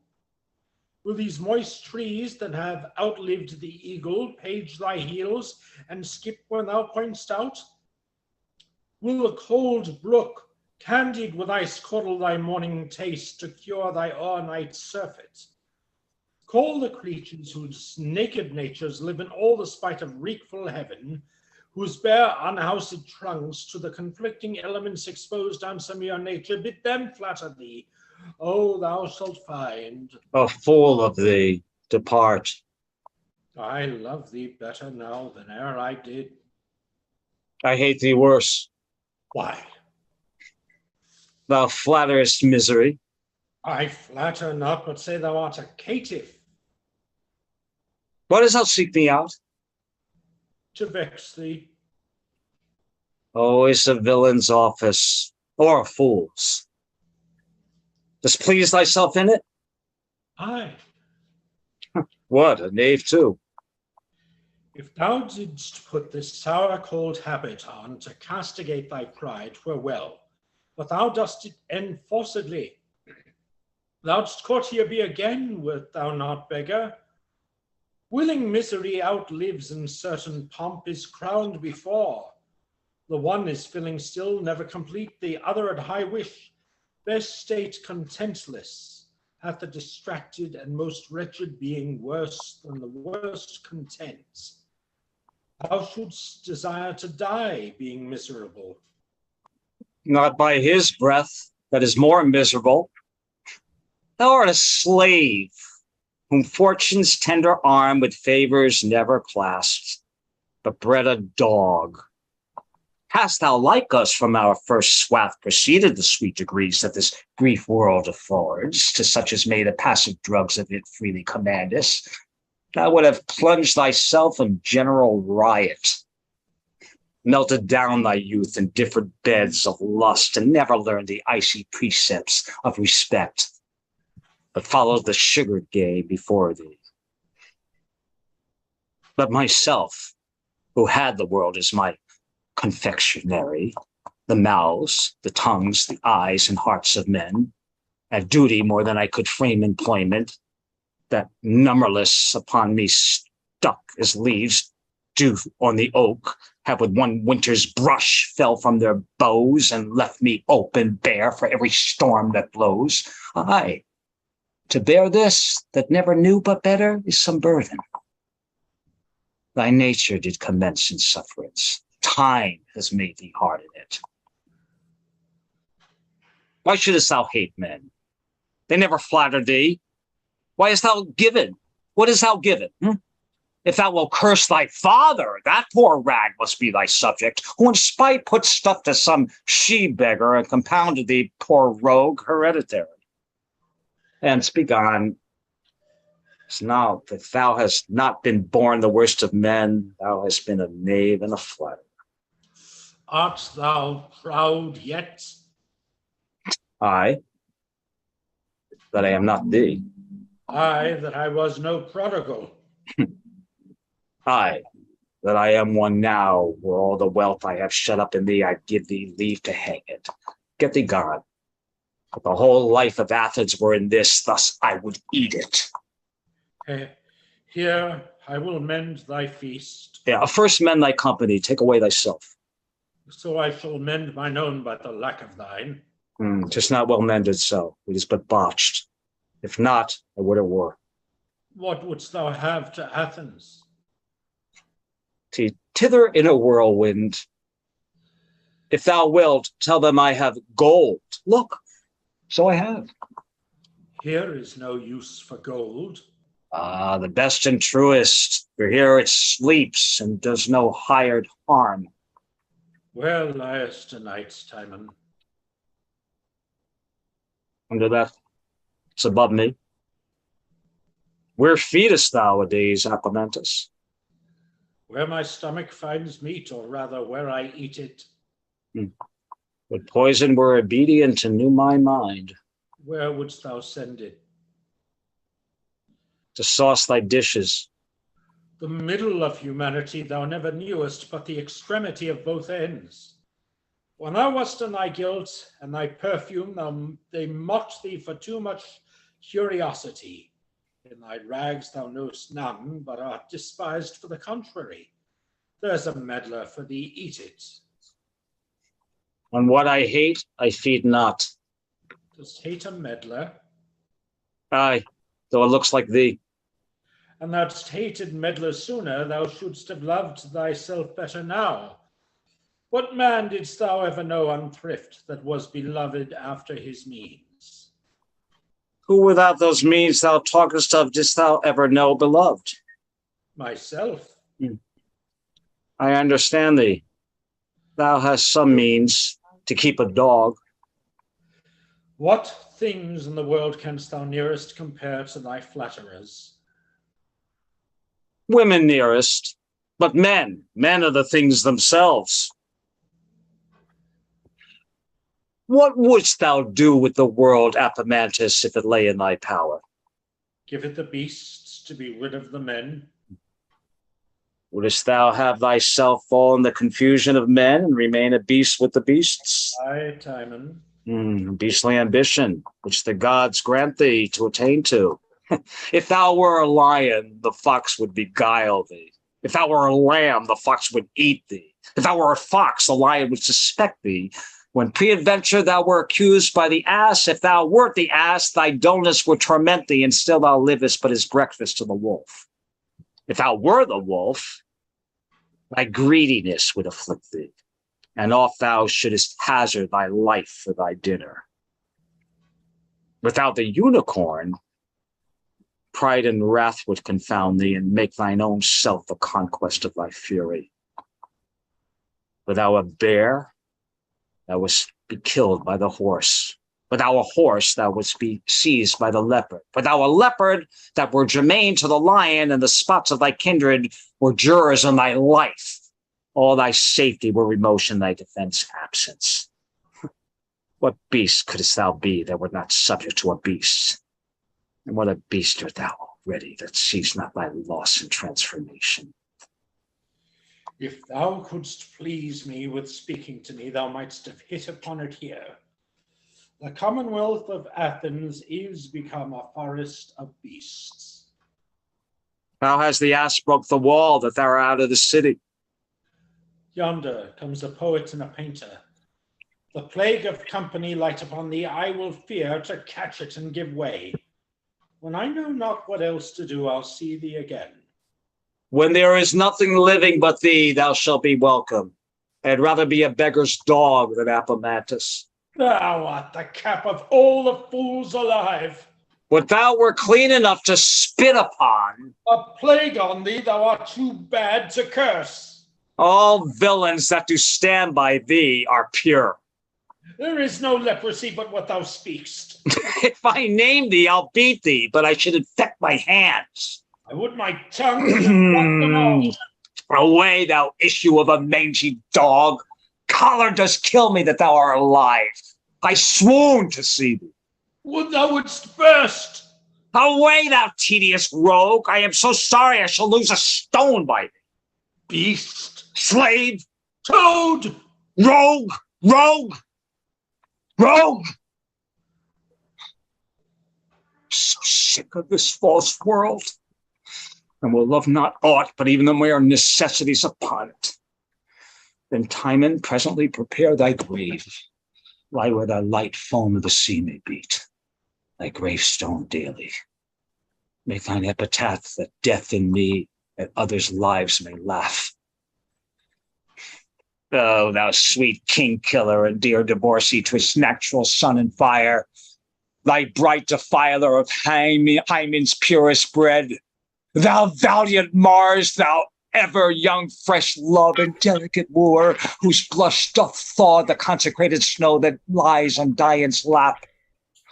Thou visible God that soldierest close impossibilities and makes them kiss that speaks with every tongue to every purpose. O thou touch of hearts, think that slave men rebels, and by thy virtue send them into confounding odds, that beasts may have the world in empire. Would 'twere so, but not till I am dead. I'll say thou hast gold. Thou wilt be thronged too shortly. Throng too. Aye. Thy back, I prithee. Live and love thy misery. Long live so, and so die. I am quit. Mow things like men. Eat Tymon and abhor them. Where should we have this gold? It is some poor fragment, some slender ore of his remainder. There may a want of gold, and the falling from his friends drove him into this melancholy. It is noise he hath a mass of treasure. Let us make the assay upon him. If he care not for it, he will supply us easily. If he covetously reserve it, how shall we get it? True, for he bears it not about him, 'tis hid. Is not the he? Where? Where? 'Tis his description. I know him. Save thee, Tymon! Now thieves. Soldiers, not thieves. Both too, and women's sons. Well, they're not thieves. They're Tymon, not but thieves, men that but want men much that to much want. do want. Your greatest want is you want much of meat. Why should you want? Behold, the earth has roots. Within this mile break forth 100 springs. The oaks bear mass, the briars scarlet heps. The bounteous huswife nature on each bush lays her full mess before you. Want, why want? We cannot live on grass, on berries, water, as beasts and birds and fishes. Nor in the beasts themselves, the birds and fishes. No, you must eat men.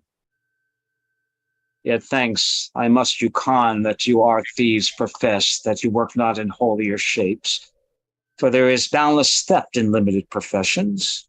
Rascal thieves, here's gold, go. Suck the subtle blood of the grape till the high fever seethes your blood to froth and so scape hanging.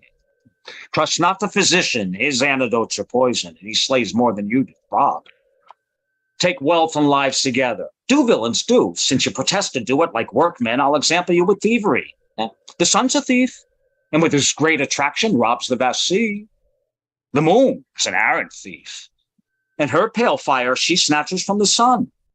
The sea's a thief, whose liquid surges resolves the moon into salt tears.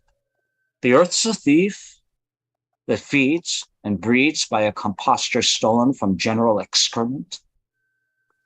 Each thing's a thief.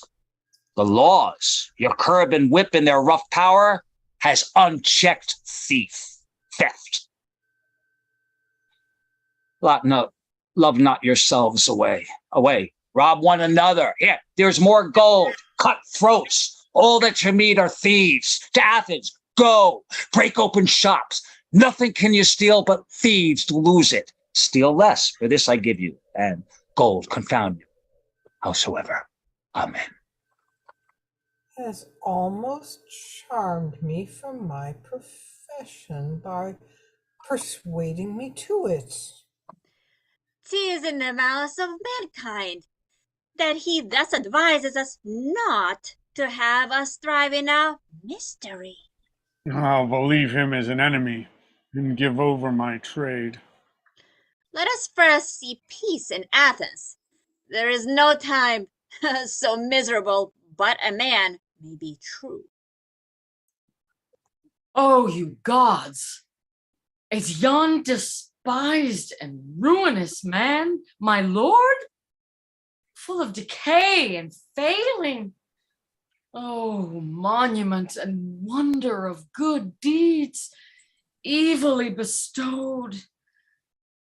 What an alteration of honor has desperate want made. What vilder thing upon the earth than friends who can bring noblest minds to basest ends? How rarely does it meet with this time's guise, when men was wished to love his enemies. Grant I may ever love and rather woo those that would mischief me than those that do. Has caught me in his eye. I will present my honest grief unto him, and as my lord, still serve him with my life. My dearest master. Away. What art thou? Have you forgot me, sir? What as I ask that? I forgot all men. Then if thou gruntest thou art a man, I have forgot thee. An honest poor servant of yours. Then I know thee not. I never had honest men about me. All I ever kept were knaves to serve in meat to villains. The gods are witness. Never did poor steward wear a truer grief for his undone lord than mine eyes for you. What? Why dost thou weep? Come nearer. Then I love thee because thou art a woman and disclaims flinty mankind whose eyes do never give but throw lust and laughter. Pity sleeping. Strange times we weep with laughing, not with weeping. I beg of you to know me, good my lord, to accept my grief, and whilst this poor wealth lasts, to entertain me as your steward still. Had I a steward? So true, so just, and now so comfortable. It almost turns my dangerous nature wild. Let me behold thy face. Surely this man was born of woman. Forgive my general and acceptless rashness. You perpetual sober gods, I do proclaim one honest man. Mistake me not, but one. No more, I pray. And he's a steward. How fain would I have hated all mankind, and thou redeemest thyself. But all save thee, I felt curses. Methinks thou art more honest now than wise, for by oppressing and betraying me, thou mightest have sooner gotten another service. For many so arrived at second masters upon their first lord's neck. But tell me true, for I must ever doubt, they're never so sure.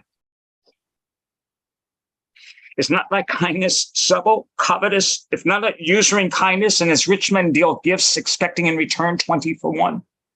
No, my most worthy master, in whose breast doubt and suspect, alas, are placed too late. You should have feared false times when you did feast. Suspect still comes when an estate is leased. That which I show, heaven knows, is merely love, duty, and zeal to your unmatched mind. Care of your food and living, and believe it, my most honored lord.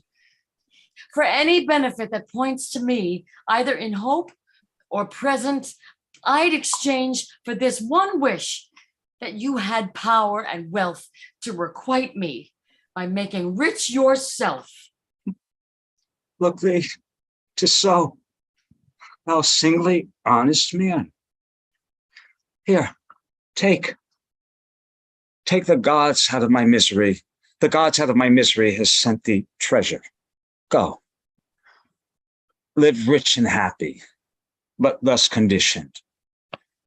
Thou shalt build from men, hate all, curse all, show charity to none, but let the famished flesh slide from the bone ere thou relieve the beggar. Give to dogs what thou deniest to men. Let prisons swallow them, debts wither them to nothing. Be men like blasted woods, and may diseases lick up their false bloods, and so farewell, thrive. Oh, let me stay and comfort you, my master. If thou hatest curses, stay not. Fly, whilst thou art blessed and free.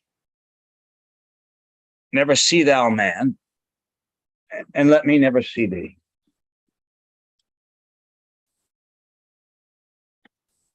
As I took note of place, it cannot be far where he abides. What's to be thought of him? Does the rumor hold for true that he's so full of gold? Certain.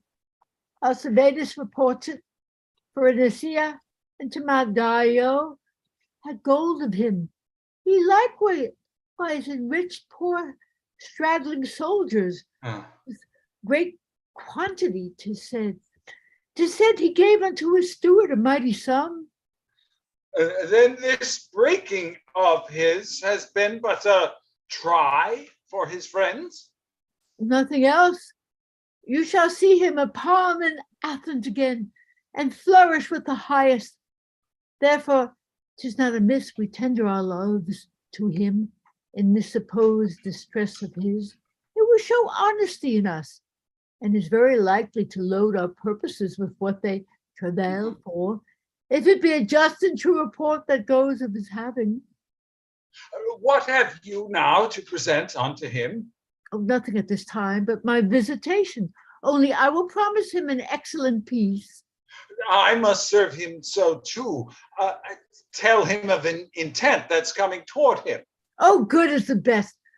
Promising is the very air of the time. It opens the eyes of expectation. Performance is ever the duller for his act. Yes. But in the plainer and simpler kinds of people, the deed of saying is quite out of use. To promise is most courtly and fashionable. Performance is a kind of will or testament which argues a great sickness in his judgment that makes it. Ah, excellent workman. Thou canst not paint a man so bad as is thyself. I am thinking what I shall say I have provided for him. It must be a personating of himself, a satyr against the softness of prosperity, with a discovery of the infinite flatteries that follow youth and opulence. Must thou needs stand for a villain in thine own work? Wilt thou wit thine own faults in other men? Do so. I have gold for thee. Nay. Let's seek him. Then we do sin against our own estate, when we may profit meet and come too late. Oh, true, when the day serves before black cornered night, find what thou wantest by free and offered light. Come. I'll meet you at the turn. What a gods go that he is worshipped in a baser temple than where swine feed. 'Tis now that riggest the bark and plows at the foam, settles admired reverence, and a slave to thee be worshipped, and thy saints frail be crowned plagues that thee alone obey. Fit I meet them. Hail, worthy Tymon. Our late noble master.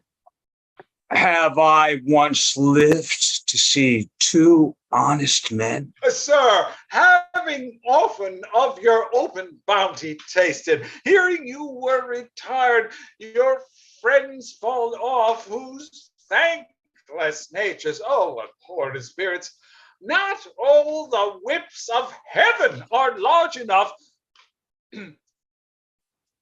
What to you, whose star-like nobleness gave life and influence to their whole being, I am rapt and cannot covet the monstrous bulk of this ingratitude with any size of words. Let it go. Naked men may see it the better. You that are honest by being what you are, make them best seen and known. He and myself have traveled in the great shower of your gifts and sweetly felt it. Aye, you're honest men. We are hither come to offer you our service. Most honest men. What? How shall I requite you? Can you eat roots and drink cold water? No? What we can do to do your service. Oh, you're honest men. You have heard that I have gold. I'm sure you have. Speak truth, you're honest men.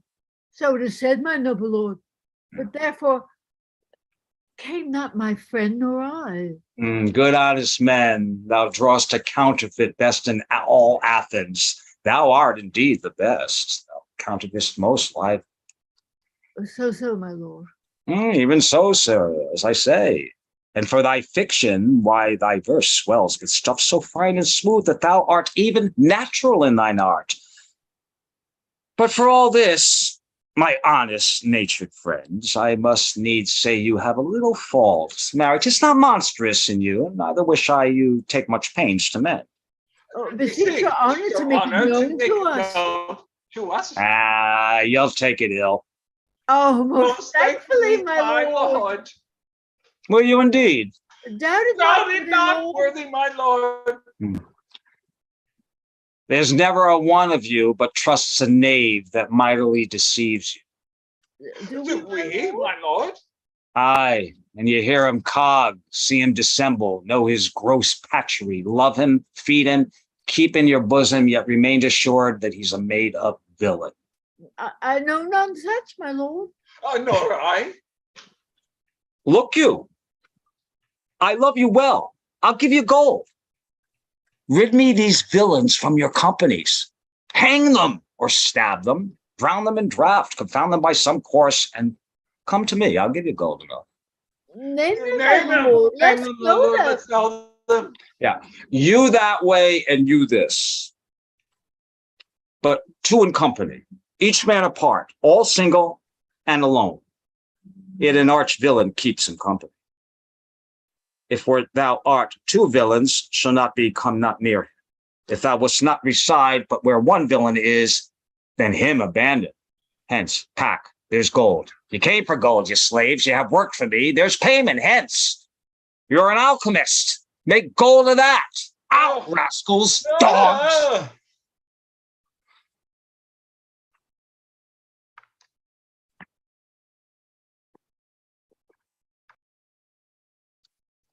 Yes, Stuart? Sorry, yeah. I'm almost there. Okay. It is vain that you would speak with Timon, for he is set so only to himself that nothing but himself, which looks like man, is friendly with him. Bring us to his cave. It is our part and promise to the Athenians to speak with Timon. At all times alike, men are not still the same. It was time and griefs that framed him thus. Time with his fair hand offering the fortunes to his former days. The former man may make him bring us to him, and chanced it as it may. Here is his cave. Peace and content be here. Lord Timon, Timon, look out and speak to friends. The Athenians by two of their most reverend senate greet thee. Speak to them, noble Timon. Thou sun that comforts, burns, speak and be hanged. For each true word a blister, and each false be as canterizing to the root of the tongue. Consume it with speaking. Worthy Timon. Oh, none but such as you, and you of Timon. The senators of Athens greet thee, Timon. I thank them, and would send them back the plague could I but catch it for them. Oh, forget what we are sorry for ourselves in thee. The senators, with one consent of love, entreat thee back to Athens, who have thought on special dignities which vacant lie for thy best use and wearing. They confess towards thee forgetfulness too general gross, which now the public body, which doth seldom play the canter, feeling itself a lack of time and aid, hath since withal of its own fall, restraining aid of Timon, and swore forth us, and make their sorrow render, together with their recompense more fruitful than their offense that can weigh down by the drum. I even search heaps and sums of love and wealth, as shall to thee bolt out what wrongs were theirs, and write thee the figures of their love, ever to read them thine. You witch me in it, surprise me to the very brink of tears. Lend me a fool's heart and a woman's eyes, and I'll beweep these comforts, worthy senators. Therefore, so please thee to return with us, and of our Athens, thine and ours, to take the captainship. Thou shalt be met with thanks, allowed with absolute power, and thy good name live with authority. So soon we shall drive back of Alcibiades that approaches wild, who like a boar too savage doth root up his country's peace, and shakes his threatening sword against the walls of Athens. Therefore, Timon. Well, sir, I will. Therefore, I will, sir, thus. If Alcibiades kill my countrymen, let Alcibiades know this. Of Timon, know this of Timon, that Timon cares not. But if he sack fair Athens and take our goodly aged men by the beards, giving our holy virgins to the stain of contumelious, beastly, mad-brain war, then let him know and tell him Timon speaks it in pity of our age and our youth. I cannot choose but tell him that I care not. And let him take it at his worst, for their knives care not, while you have throat to answer. For myself, there's not a whittle in the unruly camp, but I do prize it at my love before the reverenced throat in Athens. So I leave you to the protection of the prosperous gods as thieves to keepers. Stay not, all's in vain. Why? I was writing of my epitaph. It will be seen tomorrow. My long sickness of health and living now begins to mend, and nothing brings me all things. Go, live, still. Be Alcibiades, your plague, you his. and lasts so long enough. We speak in vain. Yet, I love my country, and I am not one that rejoices in the common rack, as common brutes doth put it. That's well spoke. Commend me to my loving countrymen. These words become your lips as they pass through them. And enter in our ears like great trumpets in the applauding gates. Commend me to them. Tell them that to ease them of their griefs, their fears of hostile strokes, their aches loss, their pangs of love, with other incident throes that nature's fragile vessel doth sustain in life's uncertain voyage, I will some kindness do them. I'll teach them to prevent wild Alcibiades' wrath. I like this well. He will return again. I have a tree which grows here in my close that mine own use invites me to cut down, and shortly must I fell it. Tell my friends, tell Athens in the sequence of degree from high to low throughout, that whoso pleased to stop affliction, let him take haste. Come hither here, my tree hath yet felt the axe, and hang himself. I pray you, do my greeting.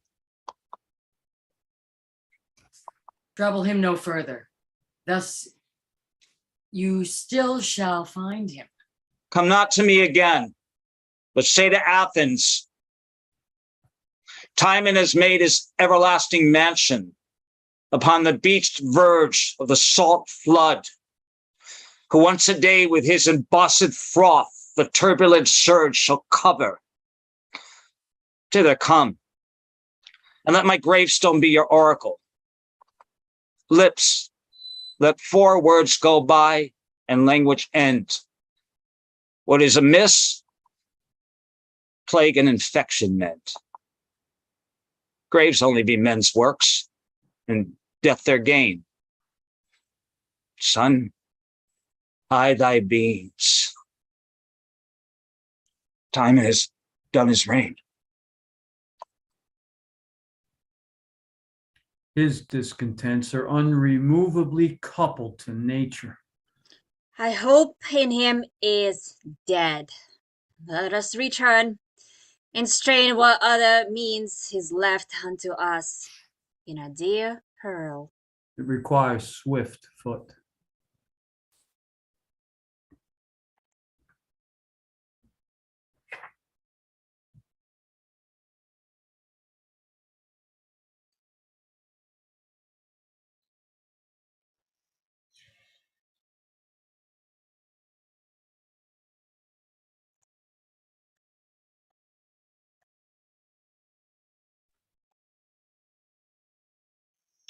You're muted, Senator. I'm sorry, thou hast painfully discovered. Are his files as full as thy report? I have spoke the least. Besides, his expedition promises present approach. Withstand much hazard, if they bring not Tymon. I met a courier, one mine ancient friend, whom, though in general part we were opposed, yet our old love made a particular force, and made us speak like friends.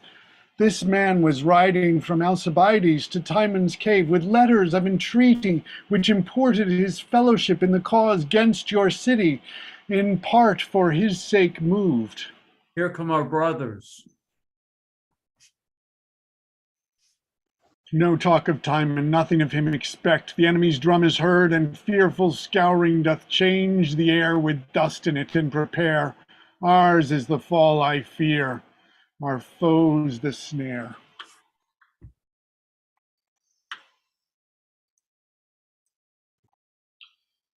By all description, this should be the place. Who's here? Speak ho! No answer. What is this? Tymon is dead, who hath outstretched his span. Some beast read this. There does not live a man dead sure, and this his grave, and what's on his tomb I cannot read. The character I'll take with wax. Our captain hath in every figure skill, an aged interpreter, though young in days. Before proud Athens he's set down by this, whose fall the mark of ambition is. Sound to this coward and lascivious town our terrible approach. Till now you have gone on and filled the time with all licentious measure, making your wills the scope of justice. Till now myself and such as slept within the shadow of your power have wandered with our traversed arms and breathed our sufferings vainly. Now the time is flush, when crouching marrow in the bearer strong cries of itself no more.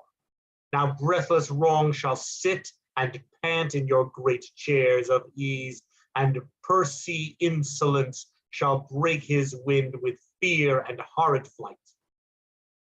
Noble and young, when thy first griefs were but a mere conceit, ere thou hast power, we had cause of fear, we sent to thee to give thy rages balm, to wipe out our ingratitude with loves above their quantity.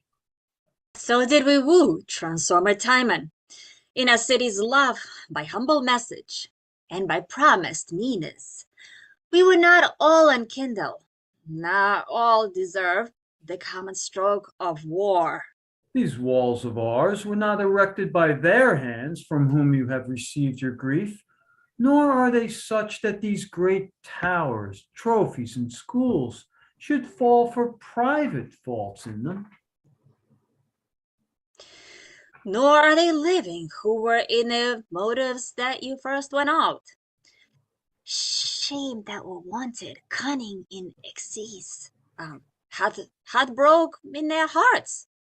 March, noble lord, into our city with the banners spread by decimation and tide of death, if thy revenges hunger for thy food, which nature loathes, that thou this destined tenth, and by the hazard of the spotted die. Let die the spotted. All have not offended. For those that were, it is not square to take on those that are revenge. Crimes like lands are not inherited. Then, dear countrymen, bring in thy ranks, but leave without thy rage.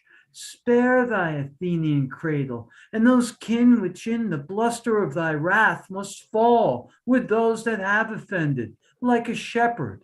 Approach the fold and cull the infected forth, but kill not all together. What thou wilt, thou rather shalt enforce it with thy smile. Then woo it with thy sword. Set but thy foot against our rampart gates, and they shall ope. So thou wilt send thy gentle heart before, to say thou'lt enter friendly. Thou throw thy glove, or any token of thy honor else, that thou wilt use of the wars is thy redress, and not as our confusion. All thy powers shall make their harbor in our town, till we have sealed it thy full desire. And there's my glove. Defend and open your uncharged ports. Those enemies of Tymon's and mine own, whom you yourselves shall set out for reproof, fall and no more. And to atone your fears with my more noble meaning, not a man shall pass his quarter or offend the stream of regular justice in your city's bounds, but shall be remedied to your public laws at heaviest answer. 'Tis most nobly spoken. Descend and keep your words. My noble general, Tymon is dead, entombed upon the very hem of the sea. Okay. And on his gravestone, this in sculpture, which with wax I brought away, whose soft impression interprets for my poor ignorance. Here lies a wretched corpse, of wretched soul bereft. Seek not my name, a plague consume you, wicked caitiffs left. Here lie I, Tymon, who alive all living men did hate, pass by and curse thy fill, but pass and stay not here thy gate. These well expressed in thee thy latter spirits, though thou abhorredst us in us our human griefs, scornst our brains flow, and those are droplets which niggard nature fall, yet rich conceit taught thee to make vast Neptune weep for aye, on thy low grave on faults forgiven.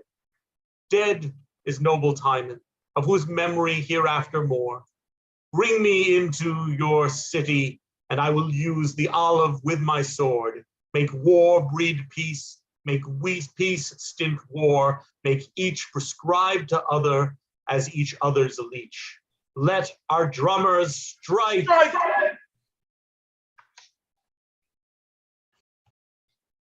Hey, well done, everyone. Thank you. Thank you, Michael, for putting this together. Good job, all. This was, this is quite a play, quite a lot of good stuff in it, and a lot of things I think that still have quite contemporary relevance. So thank you all so much. Hi, I'm curious. Does somebody hear a buzzing sound now? No. It's my computer, but I wonder if it's taping that way. I don't know what's going on with the sound of this thing. It's like if I'm watching a movie, I'll switch a thing and then it'll work better. In this case, I had to go out and leave, and then I came back on and it was better, but now it's back again. Must be my computer, the speaker. I don't know. Anybody ever troubleshoot something like that? Every once in a while you get a buzzing sound. It's probably your audio, and it's probably just a lousy connection with a cable plugged in. Yeah. See, I don't think it's that, because I have a good connection. It's just a weird buzzing. I don't know. I'll troubleshoot it again, I guess. That's usually audio if it's a buzzing. The thing is, when you troubleshoot, they send you to this Windows thing. Don't do that. Yeah. All right, enough. I'll be quiet. Thank you all. You all did wonderful. Fabulous. Yes, you all did wonderful. Everybody was fabulous. Yes, very well done. And just some. Yeah, there's as we said, there's a lot of confusion with this. There are a lot of characters who don't have any names, and some of them actually do refer to characters previously that you sort of figure out. It's like, oh, Senator 1 and 2. Oh no, we're not at all like the Senator 1 and 2 who banished you. No. But Yeah, and I apologize for any confusion, Mark, about it. But I just was, pretty much copying and pasting from 2016, and a number might have gotten mixed up or something in a couple of them. So. Yeah. But anyways, well done, everybody. We have Richard II on Saturday. Jackie, I'm sorry I haven't gotten back to you yet with what you're doing, but I will be back to you shortly. And if other people are available and interested for another Zoom meeting, Richard II on Saturday at 1 p.m. In person or on Zoom? Zoom. Yeah. Most of our readings this month will be on Zoom. We do have one in-person reading in the Bloomingdale branch on August 27th, but otherwise we're on Zoom. And so, on Saturday we have that, and on Sunday the Shaw Project will be doing a reading, not of a play by Shaw, but Mary, Mary, Quite Contrary, which I'm not at all familiar with. So we'll learn about that. But thank you all very much. Excellent job. Thank you all. Thank you, Michael. Thank you, Paul. Thank you, everybody. Thank you, guys. Thank you very much. Yes, and thank you to our audience. And Mona Derek, He thank you. It was said really beautiful great reading. Oh, thank you. Good. I think it's a good part. Yeah. Alcibiades. It's actually a very good part. Yeah. Yeah. Good job. So I'm going to stop the live